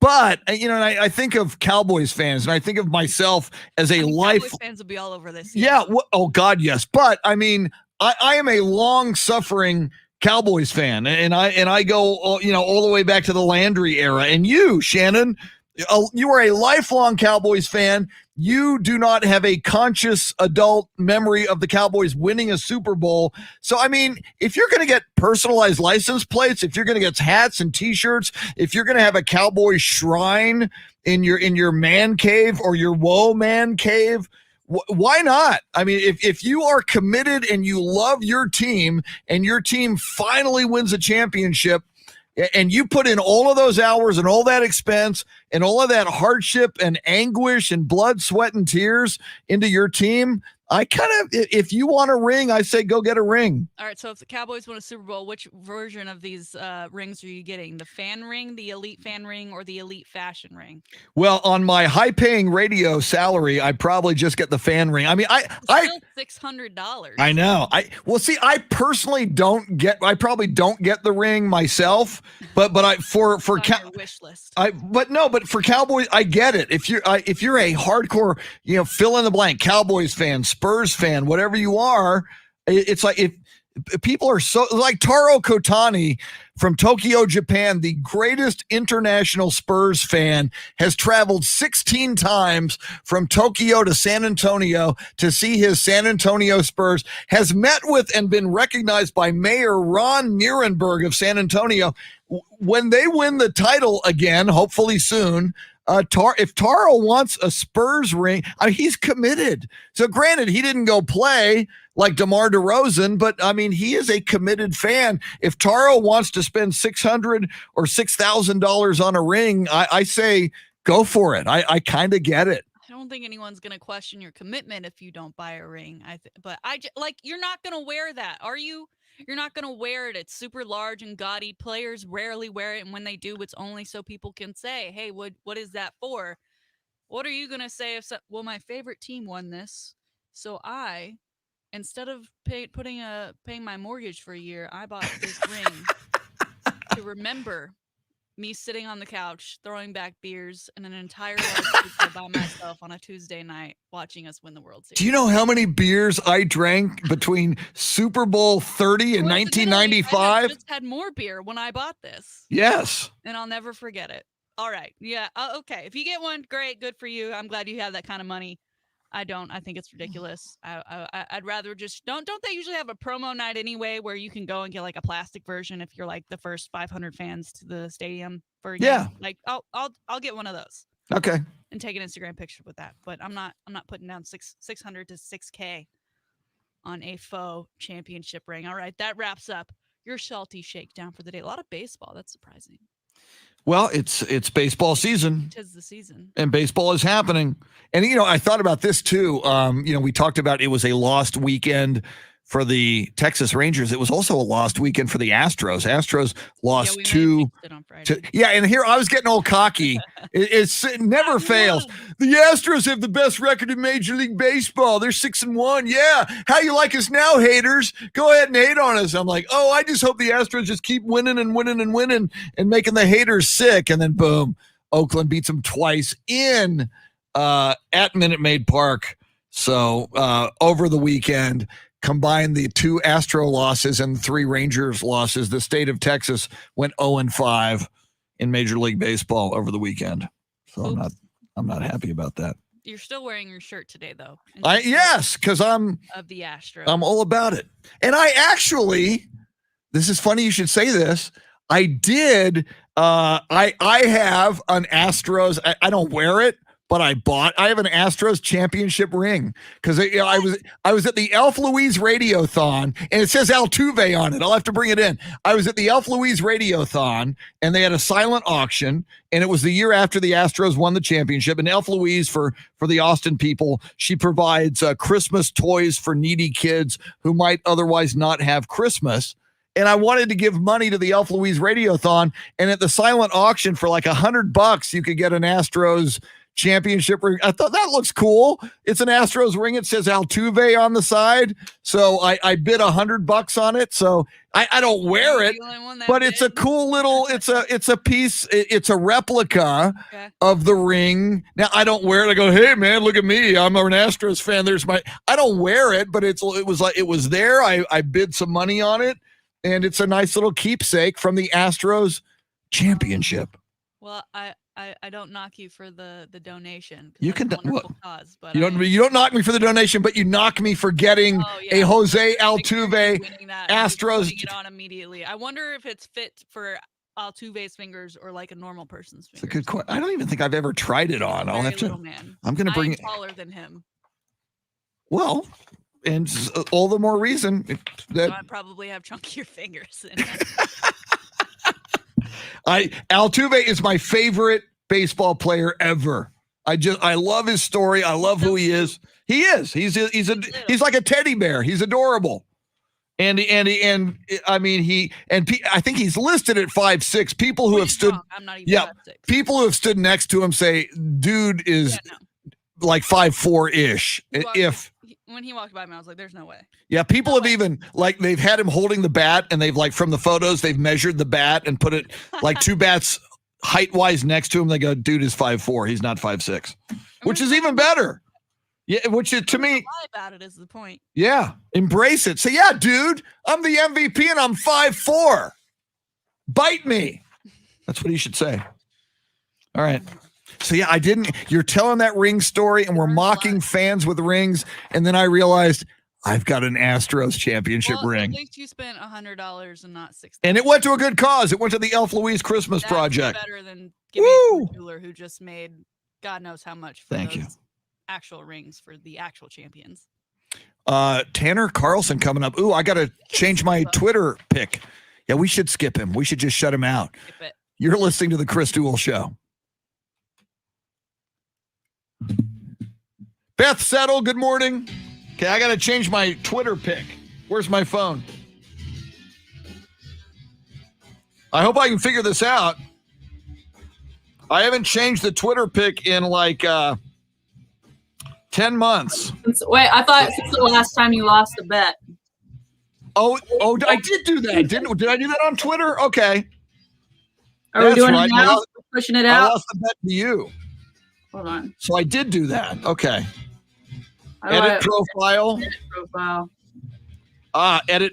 There's a little symbol on the pic. Oh, this is easier than I thought. Okay. All right. This is awful. I hate it. Want to update your followers? Of course not.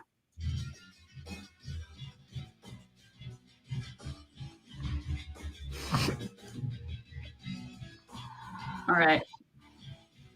Okay, so I put it in my profile as my profile, and I also sent out the picture as a tweet on its own hashtag new profile pic with the hashtag Gig'em, and I tagged everyone. So what is that? Mavericks MF? What is that? Capital MFFL. It almost sounds obscene. I know it. Mavs fan for life.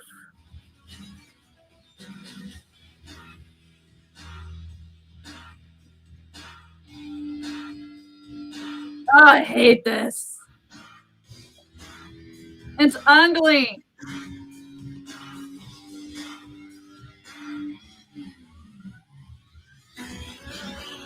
See if I can find.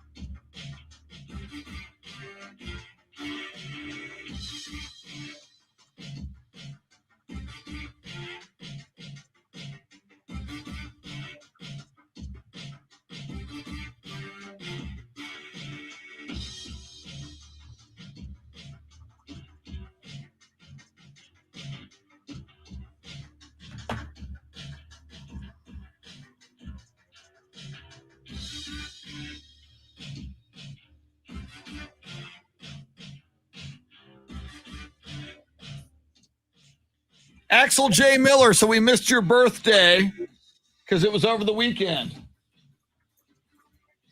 Thank you, Bernard Trefan.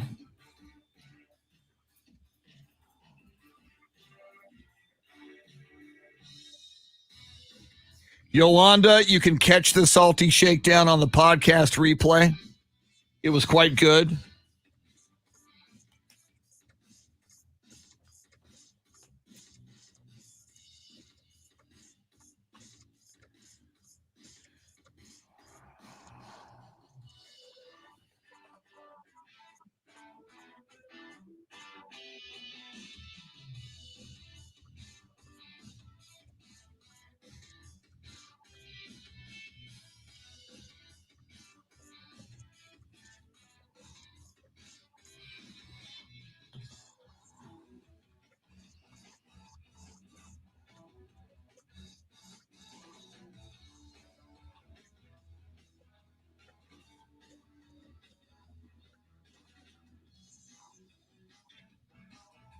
John Williams, I prefer glass. I just saw what you sent me, glass or plastic for soft drinks. Good morning, Laura Burris. Good morning, AJ Green. All right.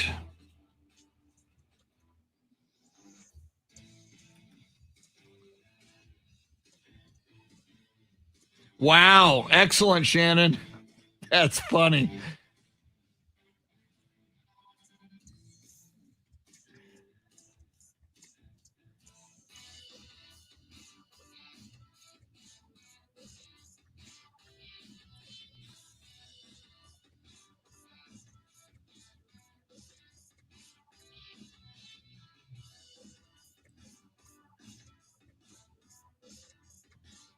Thank you, AJ.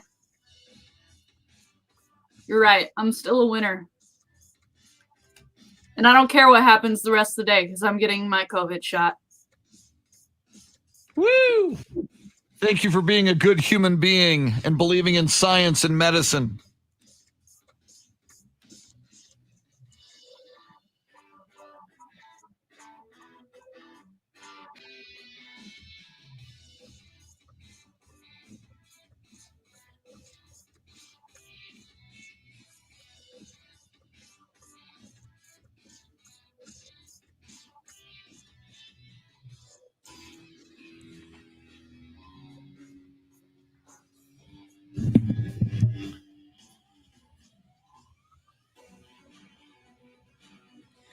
Wow, so AJ Green reporting his second shot was not fun. Yeah, I think mine is a week from Thursday, I think. Which one? Yeah, AJ, was that Pfizer? What shot did you get?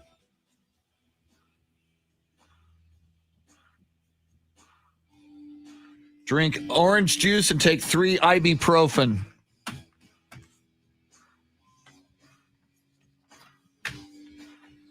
Yeah, I think a week from Thursday. Moderna. Okay. Thanks, AJ. I got Pfizer. And my mom is 97 and had no reaction on the first or second Pfizer. Although I've heard a lot of other people with issues. Axel got the Moderna shot. All right, Yolanda. My husband and I are fully vaccinated. My 16-year-old gets hers on Friday. My second shot is 1 week from today. Don't know how to pronounce your name. F-Y-I-A-R-F. I'll call you Mr. F, since I can't pronounce it. Yeah, I'm getting Pfizer, or I have one Pfizer.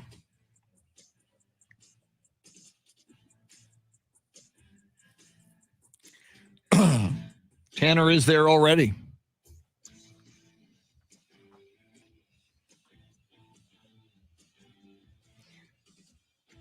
Way to go, Carl Fisher.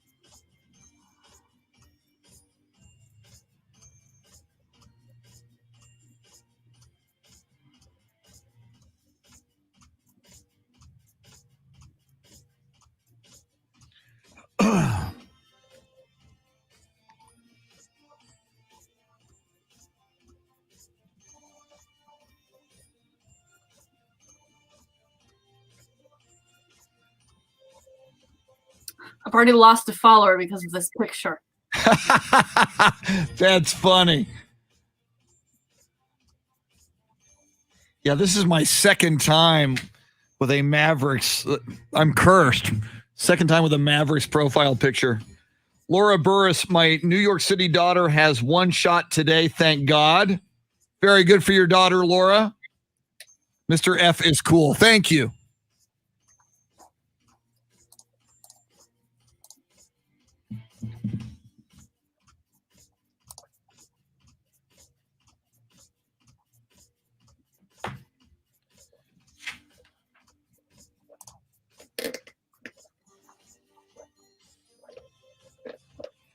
Good point, AJ Green. They weren't your real friend or follower anyway. True. Somebody can't hang because we change a profile pic based on paying off a bet, being true to our word. Yeah, Robert, I saw that nickname, the Hispanic Titanic. I wonder who came up with that. 'Cause I think that's awesome.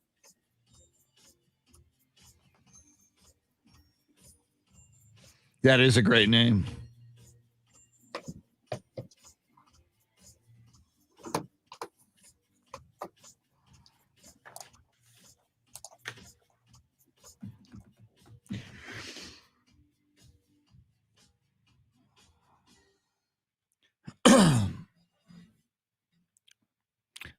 The gloating Tanner Carlson coming up. I don't know if he's going to jump on StreamYard or not, Shannon, so be prepared if he does. I didn't talk to him about that. He could.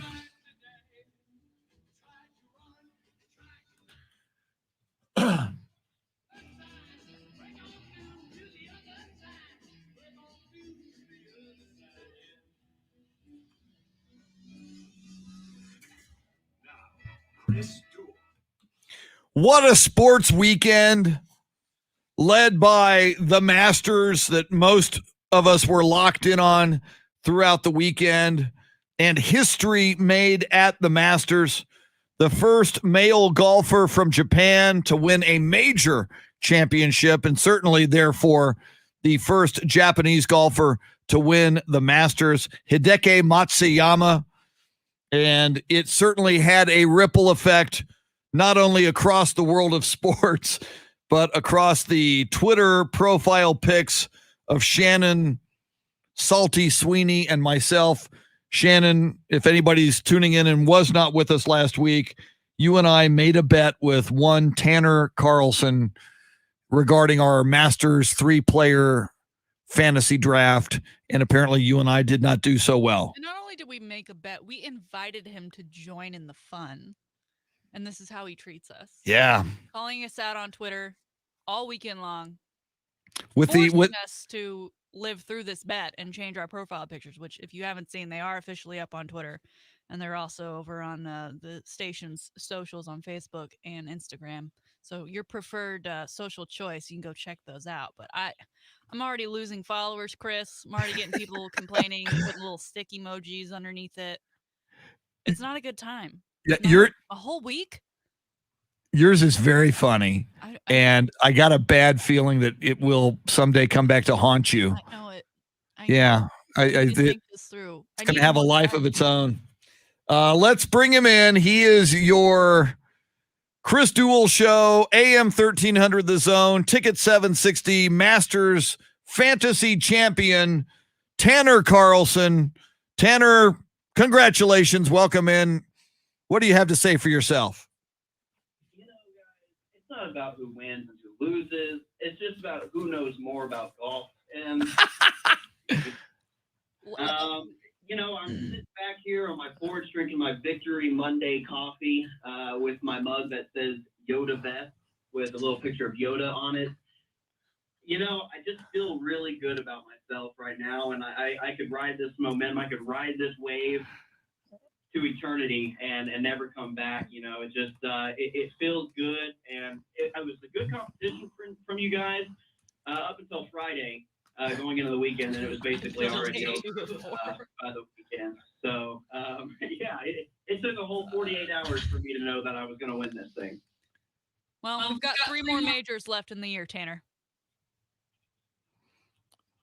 What a great Masters, though. What a great Masters. It didn't fail yet again, although there wasn't the end of Sunday drama, but it was definitely a historic Masters nonetheless. Japan, obviously, kudos to the entire country, but to Hideki Matsuyama. And then Zalatoris, I don't know if anybody had those two at the top of the leaderboard by the end of Sunday. Kudos to them, but I had never even heard of Zalatoris. And then for Matsuyama to finally put a major, into the country of Japan, kudos to him. And what a great weekend! What a great weekend! And it was, I was kind of looking at it, at the 14th hole, I think Matsuyama had about a 4-stroke lead. It looked like, he was just going to cruise. I think the fact that it wound up just being a 1-stroke victory, I think was a little surprising in the final holes that it got as close as it did. You said there wasn't really drama. True. We've seen a lot more drama on the final Sunday of a Masters before, but a 1-stroke victory is kind of interesting by the time it was all said and done. Yeah, and that's the thing is, for a whole 30 seconds when it was Matsuyama and he thought, and everyone else thought that maybe he's going to choke this thing away. He's hit about 3 or 4 bogeys in a row now, and then the back nine, or at the end of the back nine, heading into I think it was the 17th. On that par 3, and then Schauffele, unfortunately, goes in the water.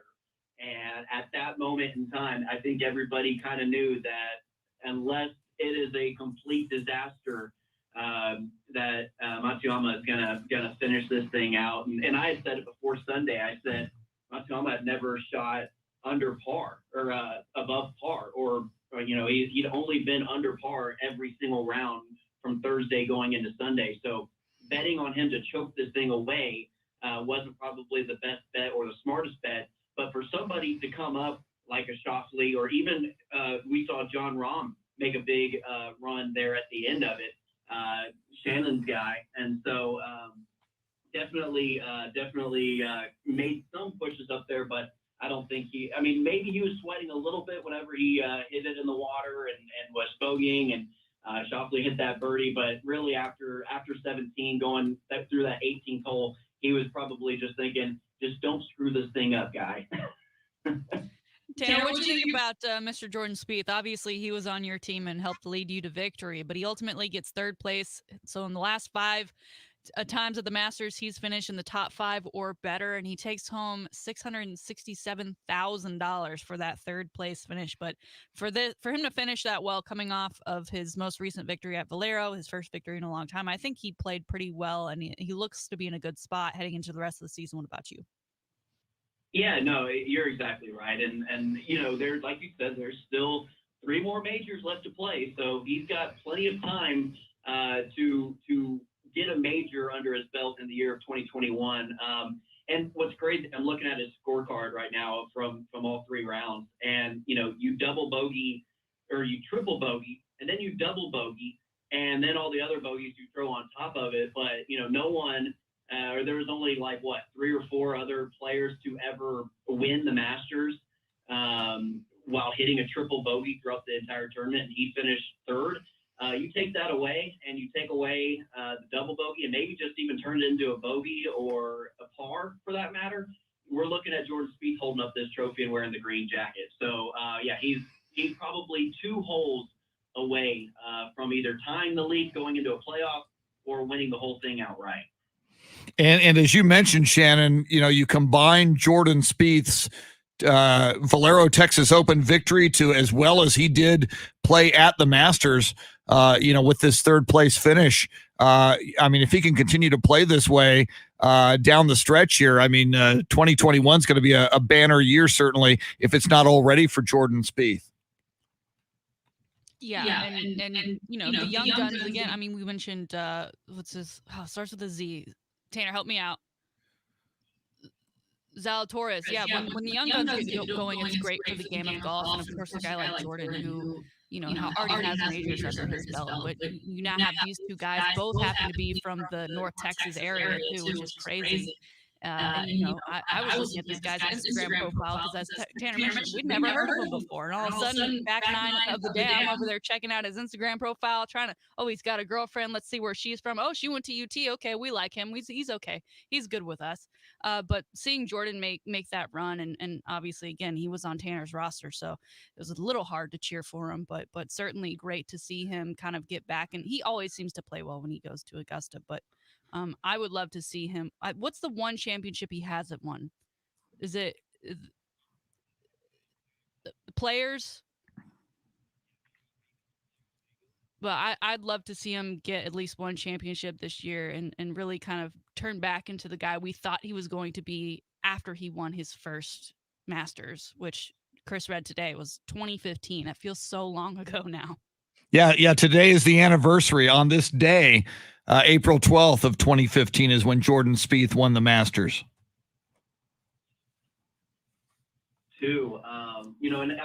And as much as I love Tiger being in the sport of golf, and I love him out there playing Augusta, and as much as I love, guys like Phil and all these big name guys, having their way with the field, I know more about the field in these last 3 or 4 years with the emergence of Dustin Johnson, Zach Thomas, Justin Thomas, I beg your pardon, John Rahm, Jordan Spieth, the rest of the field, the rest of the I guess you could call them the other guys that are up and comers and have now made their mark on golf and are no longer up and comers.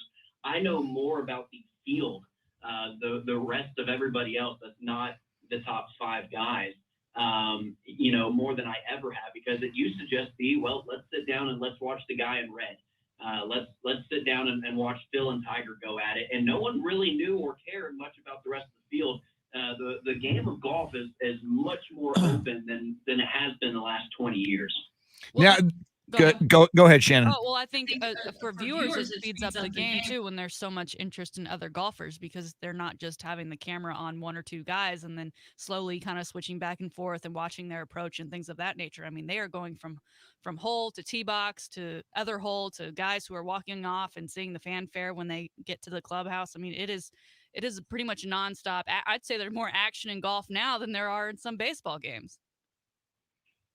By far, definitely. I mean, and that's not a knock on baseball, but just, there's so many different guys you can go for, so many different guys that you can learn about. Like you said, we got Adam Sandler talking about Zalatoris as he looks just like the blonde caddy on Happy Gilmore, and he's talking, as though he's Happy Gilmore, and he's like, well, Mr. Gilmore's proud of you, and then you got Shooter McGavin tweeting back at him, and no one's even heard of this guy before. So it's a great look for golf. It's great for golf for these guys to be so involved in social media and to really put themselves out there. And how many times in the broadcast have you heard these broadcasters say, "Man, I just wish we knew what Spieth was thinking." These guys are an open book. They're open and willing and able to tell you exactly how they feel while they're playing the sport. I find that so interesting. Well, and you bring up a very interesting dynamic, Tanner. The fact that you and Shannon, now you two are very engaged professional golf fans, so you're paying very, very close attention. I mean, Shannon goes to Dell Match Play to be on the course and to be a fan and be there. So while the two of you are very engaged and enjoying seeing the field and seeing the guys who are not Tiger and learning more about them because Tiger is not playing at the moment, while that locks you guys in and is very energizing and exciting for you, it's going to be interesting because I'm one of the, while I agree with you, and when I watched, I was engaged in a lot of fun personalities and a lot of fun storylines. I am one of those fans who is not hardcore golf, and certainly when Tiger Woods is involved and when Tiger Woods was in contention, that would draw me to the TV screen or the broadcast or the Golf Channel or wherever I could find the tournament that Tiger Woods was playing in. So it's going to be interesting to kind of see if this trend spreads beyond you guys who are, hardcore golf people who really, really enjoy it. If the non-Tiger factor has a lasting effect on golf, it's going to be interesting to see how it plays out. And I'm afraid, Chris, that we're never going to have that Tiger effect.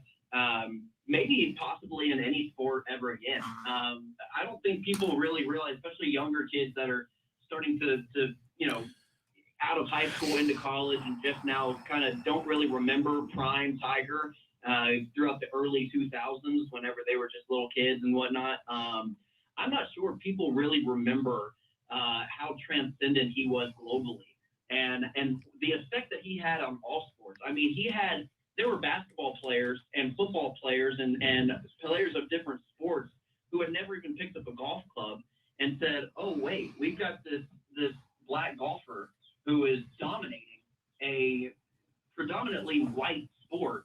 And now I'm going to go pick up a golf club and I'm going to go out on the golf course and shoot a 200 because I've never played before. But, what he did for the sport is unparalleled and will likely never be seen again. So for those who are like just diehard Tiger guys and just want to watch Tiger, I hope he comes back. I hope he plays again. I hope we get to watch him play golf again. But I would highly suggest diving in. Maybe broaden your horizon a little bit.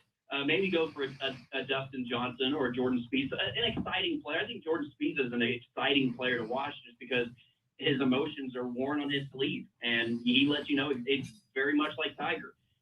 He's going to be throwing out whatever words he needs to throw out to get him through the event, and you're going to hear and see every single bit of emotion on that guy's face. Speaking of Tiger Woods, Tiger made a little bit of news yesterday because he tweeted to Hideki Matsuyama. Tiger's tweet read, "Making Japan proud, Hideki. Congratulations on such a huge accomplishment for you and your country. This historical Masters win will impact the entire golf world." Tanner and Shannon, I thought that was very, very cool of Tiger Woods. We don't know his specific condition. There was Tiger Woods news over the weekend, even further, that we found out that in the aftermath of his crash, when he was talking to officers, he thought he was in Florida and not California, which I think maybe speaks to, what might have been a head injury at the moment.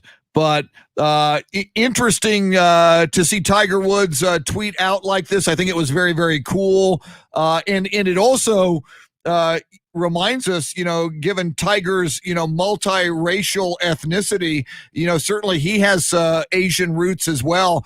Just such a big, to circle back, just such a big win for Hideki Matsuyama and for Japan. It's just a big international and certainly a big moment for Japan yesterday. Yeah. Birds chirping. Sorry. I didn't know who was going at that time. It's different when you're not in studio and you're just kind of on the phone, just kind of waiting to see what's going to happen next. Yeah, I was throwing to the chirping birds is what I was throwing to, but go ahead. Here with Snow White, we're just singing to the birds. But with Tiger, he has such an impact on the game, and his footprint just is the size of every single golfer that's playing, and it's the size of every course that every single golfer plays on, and it's who every golfer aspires to be, no matter where they're from in the world. Again, I don't think people really remember, or hopefully they do remember or realize how big of an impact this dude made on the sport of golf, and in terms of the sports world in general as well. So, yeah, I think it's huge for a guy like Matsuyama to get a tweet from Tiger, and I thought it was really cool. There were some other super cool stories too, like guys like Rory McIlroy, the first time that they went up and met with Tiger, or have gone to go visit Tiger since his crash, and Justin Thomas has got stories with the first time he ever shot around with Tiger and how nervous and scared, and it's insane. No matter how old or young these golfers are.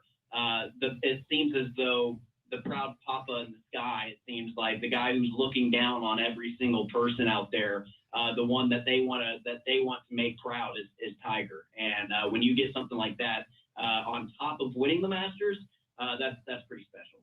Well, and for Tiger to even tweet that, I mean, because Tiger of old was so all about himself and so focused on his game that I don't think he would have taken the time, certainly if he was playing, to congratulate the winner.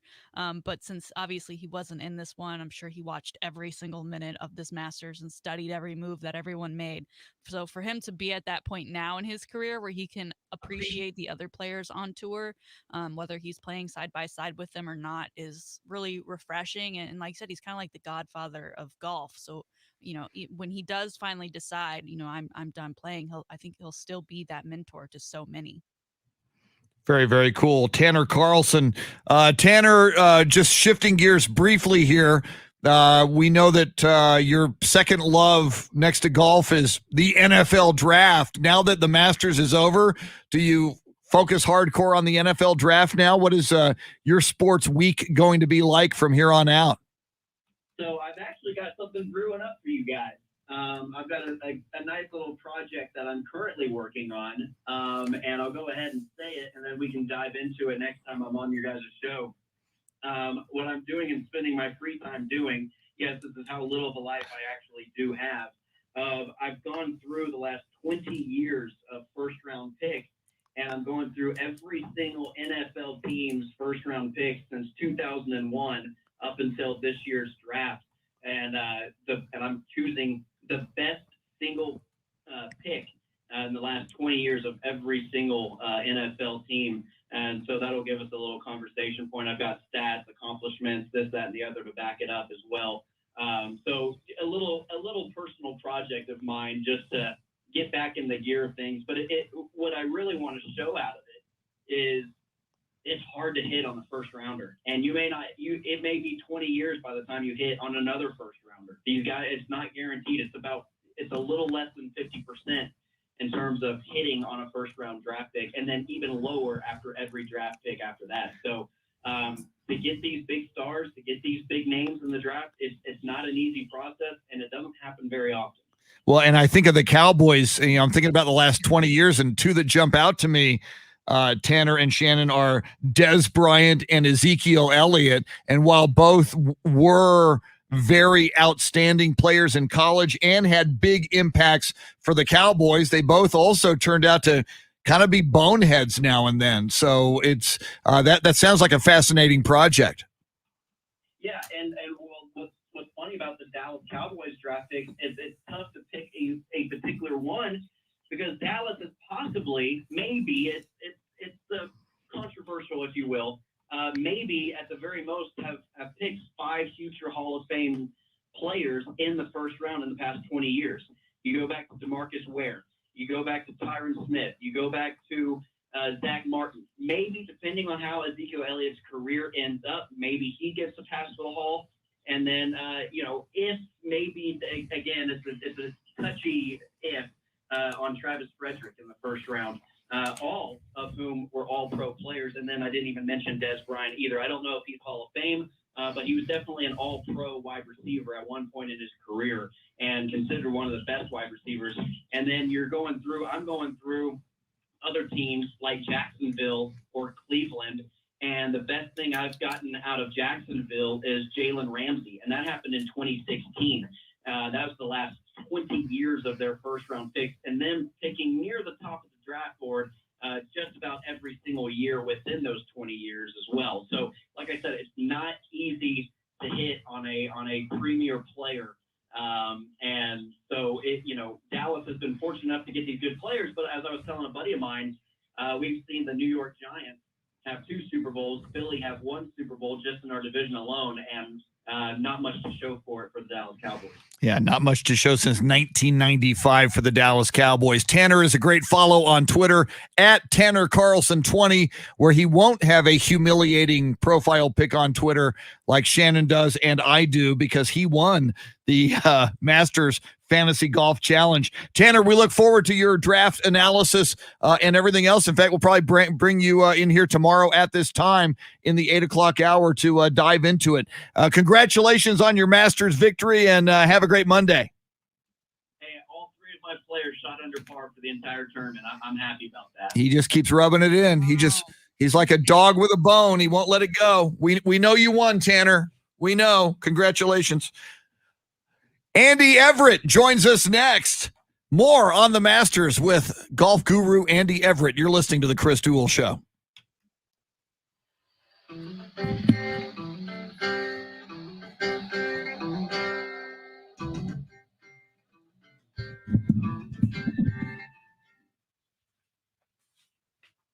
All right.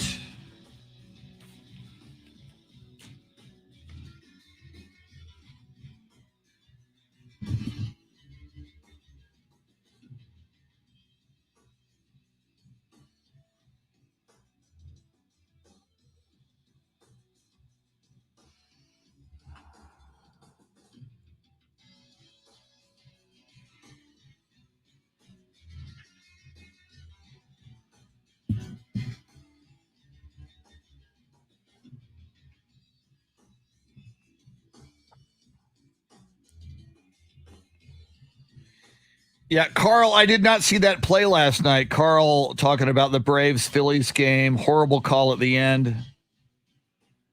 Of course, as I'm looking at it, scrolls out of my view. Phillies player had not touched home plate. Yeah, I've got to go back and look at that. I heard about it. I haven't seen it. So I can't comment on it with any insight.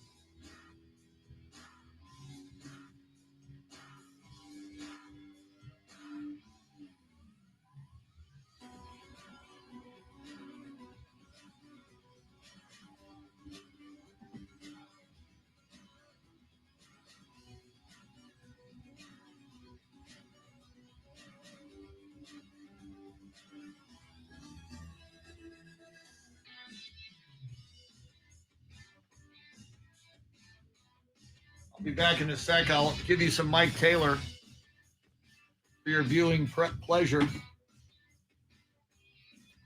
Mike Taylor, everybody.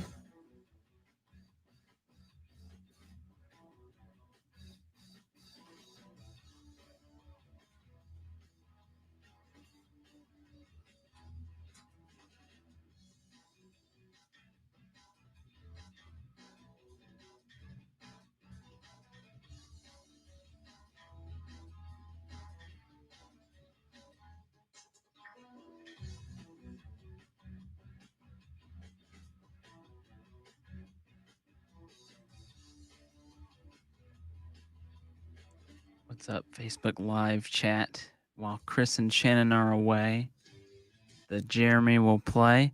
I don't like to talk when they come back because I don't want to, obviously it's sports talk, so I don't want to trample on them. And I can't hear them when they're talking. That's probably the bigger thing. Otherwise, I'd be happy to interact, but I don't know what they're saying. But this morning, and it was 5:15 in the morning, so maybe I was hallucinating, but I saw a truck with a pair of male genitalia hanging down below it. And my eyes were like wide open. I was like, I could not believe what I was looking at. This horrifying thing. And I was just staring at it like, am I actually like seeing that? Like, is that actually what that's supposed to be? And I looked it up and that is what it's supposed to be. So if you hang that from your truck, I have a few questions for you. Andy Everett's calling. So I'll be right back.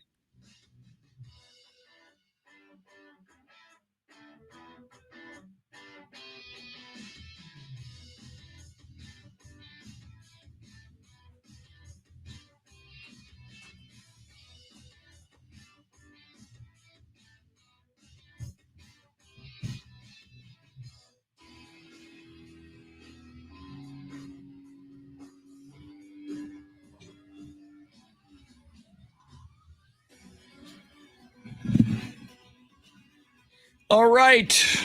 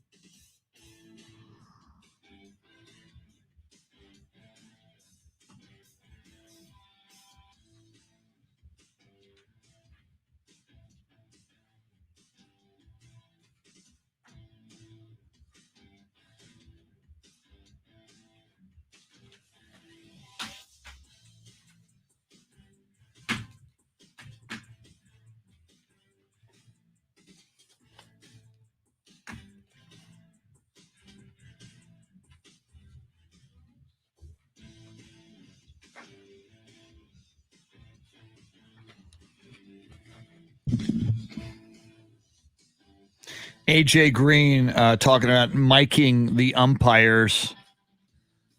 I think in the modern day, because we can, and sports are entertainment, and we all love access, I think all players and umpires / officials, depending on the sport, should be on the mic. I think it's, hearing audio at the Masters yesterday was cool. It's a big part of the story. I think for the longest time it wasn't done just because in the beginning of broadcasting and television, you didn't have the technology to do it. Now that we have the technology to do it, I think it would enhance our enjoyment and appreciation and entertainment value of the game.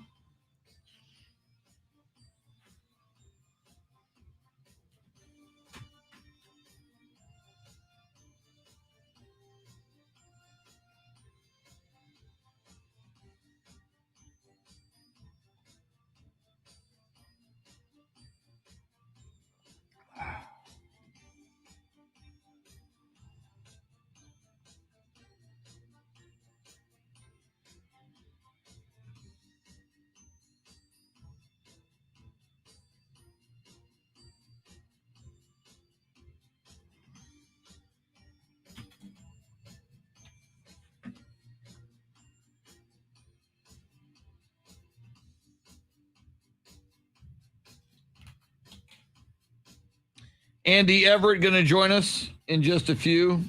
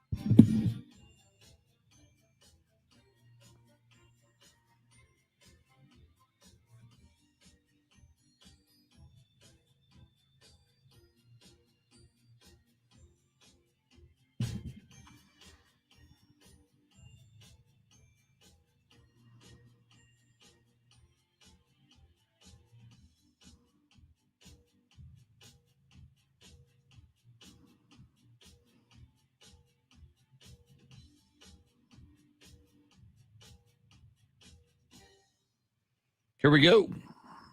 Woo! Woo!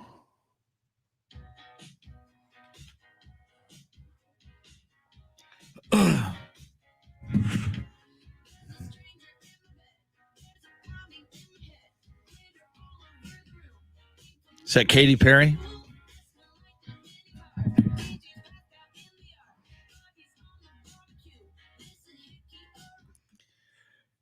Jeremy Fouts, your soundscape stylist, doing his job. And part of his job description is whenever Andy Everett is on the show, you will play either Katy Perry or ABBA bumper music. It's the Chris Duel Show with Shannon, Salty, Sweeney, as we react to the Masters all weekend long. And, of course, the historic championship by Hideki Matsuyama of Japan. Andy Everett is our resident golf guru, not only the voice of UTSA athletics, but a big-time golfer himself and host of the golf show on Ticket 760 in San Antonio, Saturdays at 8 a.m. Andy Everett, welcome back. Hey, how are you? Very good. How would you rate the Masters overall? Did it live up to your expectations? Did you enjoy the weekend? What were some of your takeaways from the Masters? I don't think the Masters ever disappoints, and I don't think there's ever not drama.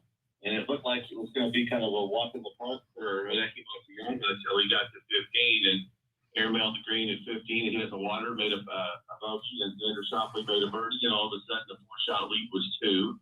And Schauffele hit what he said was a really good 8-iron, but it just got hung up in the wind and went in the water.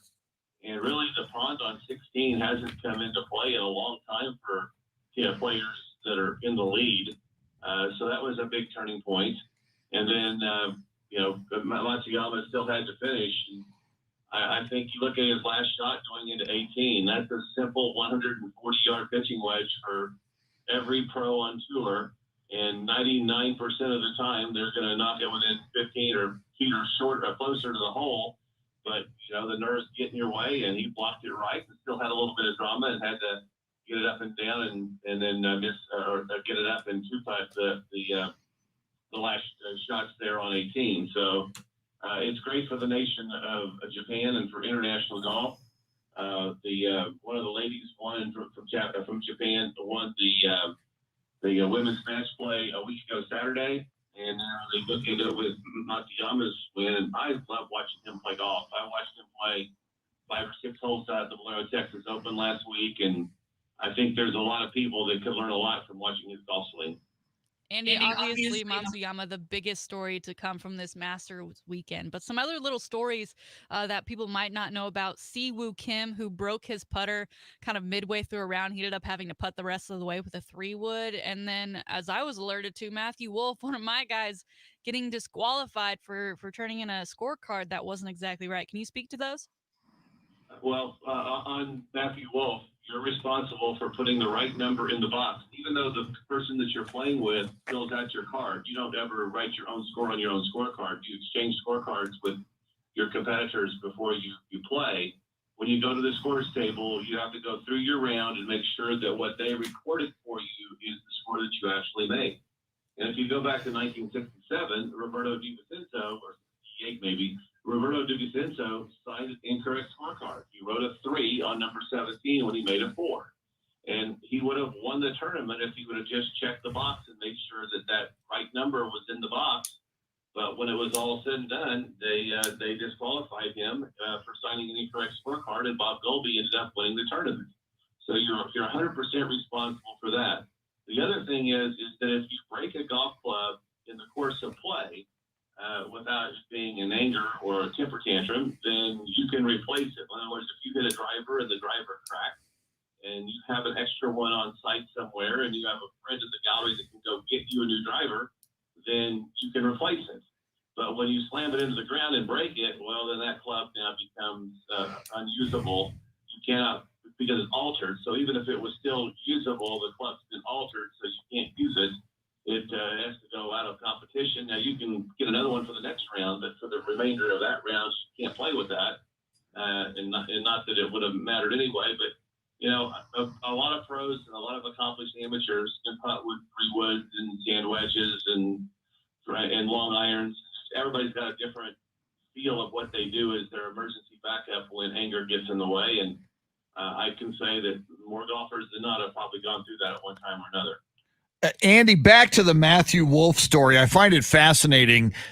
Two questions for you. Number one, turning in an inaccurate scorecard. I mean, obviously, I'm guessing obviously, and I just want your clarification. Matthew Wolff, this was just like a brain fart for him. I mean, obviously, with all eyes on him, he's not going to turn in the wrong score and try to get away with something, I don't think. But secondly, even as you mentioned, historically, a guy losing the tournament based on this error, wouldn't this be just a no-brainer, like, getting into a car and putting on your seatbelt? It's like, this is just one of the things you do when you reach this level of professional golf. I mean, is it unforgivable almost and a little bit ridiculous for him not to see to it that this was absolutely accurate with so much being on the line and in the biggest tournament you're ever going to play in?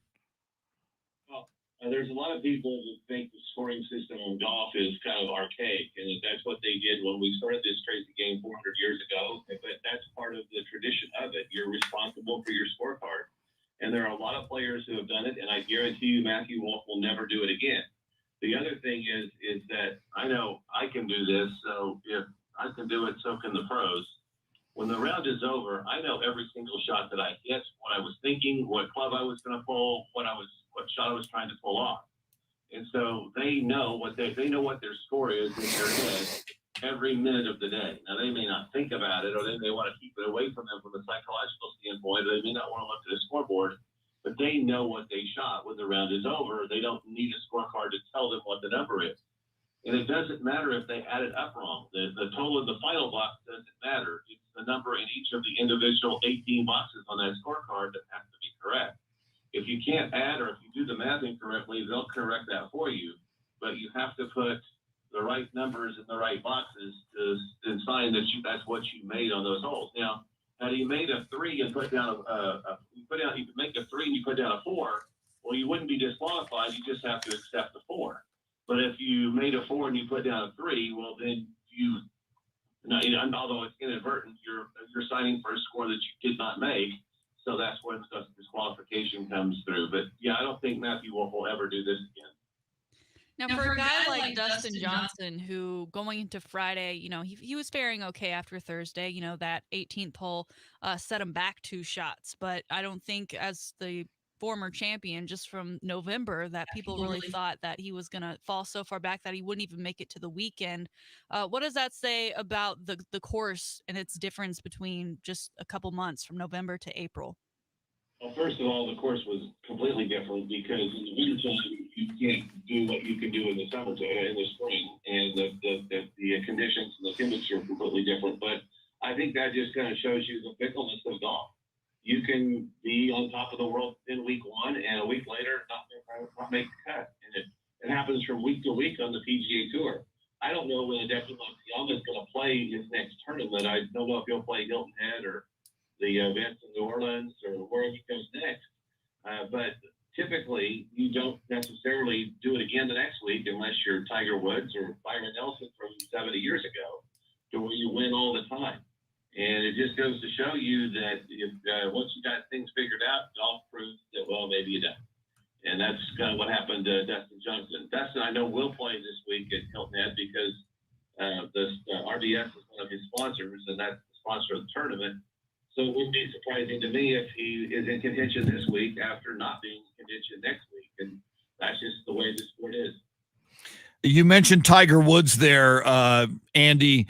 Tiger Woods congratulated Hideki Matsuyama via Twitter. Shannon brought up that certainly if Tiger was playing in the tournament, he probably doesn't tweet out congratulations. Do you think that the congratulations, because of the historic nature of this, that Hideki Matsuyama, the first male golfer from Japan to win a major championship, much less the Masters, do you think that motivated the tweet, or might this be what we're going to see moving forward from Tiger, that he becomes kind of like the elder statesman, and Shannon even said like the godfather of professional golf now, and handing out congratulations on major wins to players like this? He's been doing more and more of that publicly over the last 4 or 5 years, and I'm guessing he doesn't have Hideki Matsuyama's phone number, or it'll probably come via text. If it's Dustin Johnson, if it's some of his former Ryder Cup players, or team members, especially if it's somebody like Justin Thomas or Jordan Spieth that he's grown a liking to. He may also do it via Twitter publicly, but he also does it individually and personally. And from what they were talking about on the telecast this week is that he's been in contact with a lot of the players. Several of the players have gone to his home in Jupiter, Florida to check on him, and he's welcomed them into his home.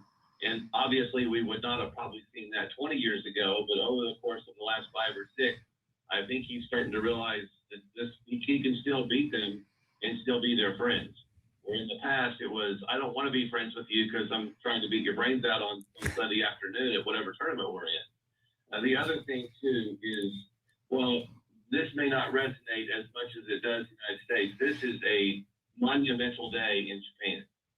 The last time a player won a tournament of this magnitude, they do a ticker tape parade for them, or even of less magnitude.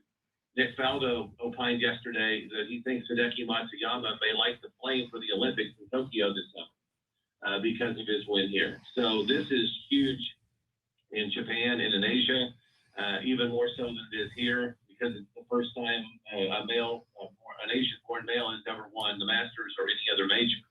And they're golf crazed in sport crazed in Japan. So he just went from hero status to superhero status with that win yesterday in his home country. What a fantastic win for him and everybody in Japan who loves golf. Andy Everett is the voice of UTSA Athletics and host of the Golf Show, a great show. 8 a.m. Saturdays on Ticket 760. And if you're outside San Antonio, you can always find the golf show on the iHeartRadio app. Andy, enjoyed it as always. Have yourself a great week. You too. Take care. All right, Andy Everett. Shannon, we had a poll question today. I don't know if do you have that in front of you right now? I certainly do. Asking what was your favorite sports moment of the weekend, currently leading the way. Longhorns baseball sweep with 52%, followed by Matsuyamu's Masters win, and then DeMar DeRozan's game winner. You got to love our audience. A historic international win for Hideki Matsuyama. And is that Longhorns baseball sweep? That's our favorite. Well, I mean, Perfect. You know, the Hook'ems need something to cheer for, right? Hook'em's got a lot to cheer for. I mean, think about it. Football on the upswing, basketball on the upswing, could win the College World Series this year. Diving, I believe, won a Big 12 championship over the weekend. Yes. So very, very big. There's some stuff. Yes. Jeremy Fouts, the boy wonder, outstanding, sir. When are we graced with your presence again? Do we know? I think, sadly, this is the only time this week, as far as I know. I'm sorry to say. I hear Dave Ayler's out all next week, so you may be. I don't know what day it is. I know. Sorry, guys. Well, a great job, Jeremy, as always. Happy to be here, guys. We will miss you and talk behind your back starting tomorrow Great. on the air. Looking forward to that. Tanner, the same thing to you. Oh, good. Great. Shannon, congratulations. If you're just tuning in the wee hours, Shannon got on the HEB website and is getting the COVID vaccine today at 2:30. Good luck with that. I'm doing it, you guys. You'll report back to us tomorrow morning. Yes, we look forward to that. Have fun. For Shannon Salty Sweeney, thanks to Tanner Carlson and Andy Everett. Thanks, Jeremy Fouts. Have yourself a great Monday. We will see you in 21 hours. Adios. Thanks, y'all.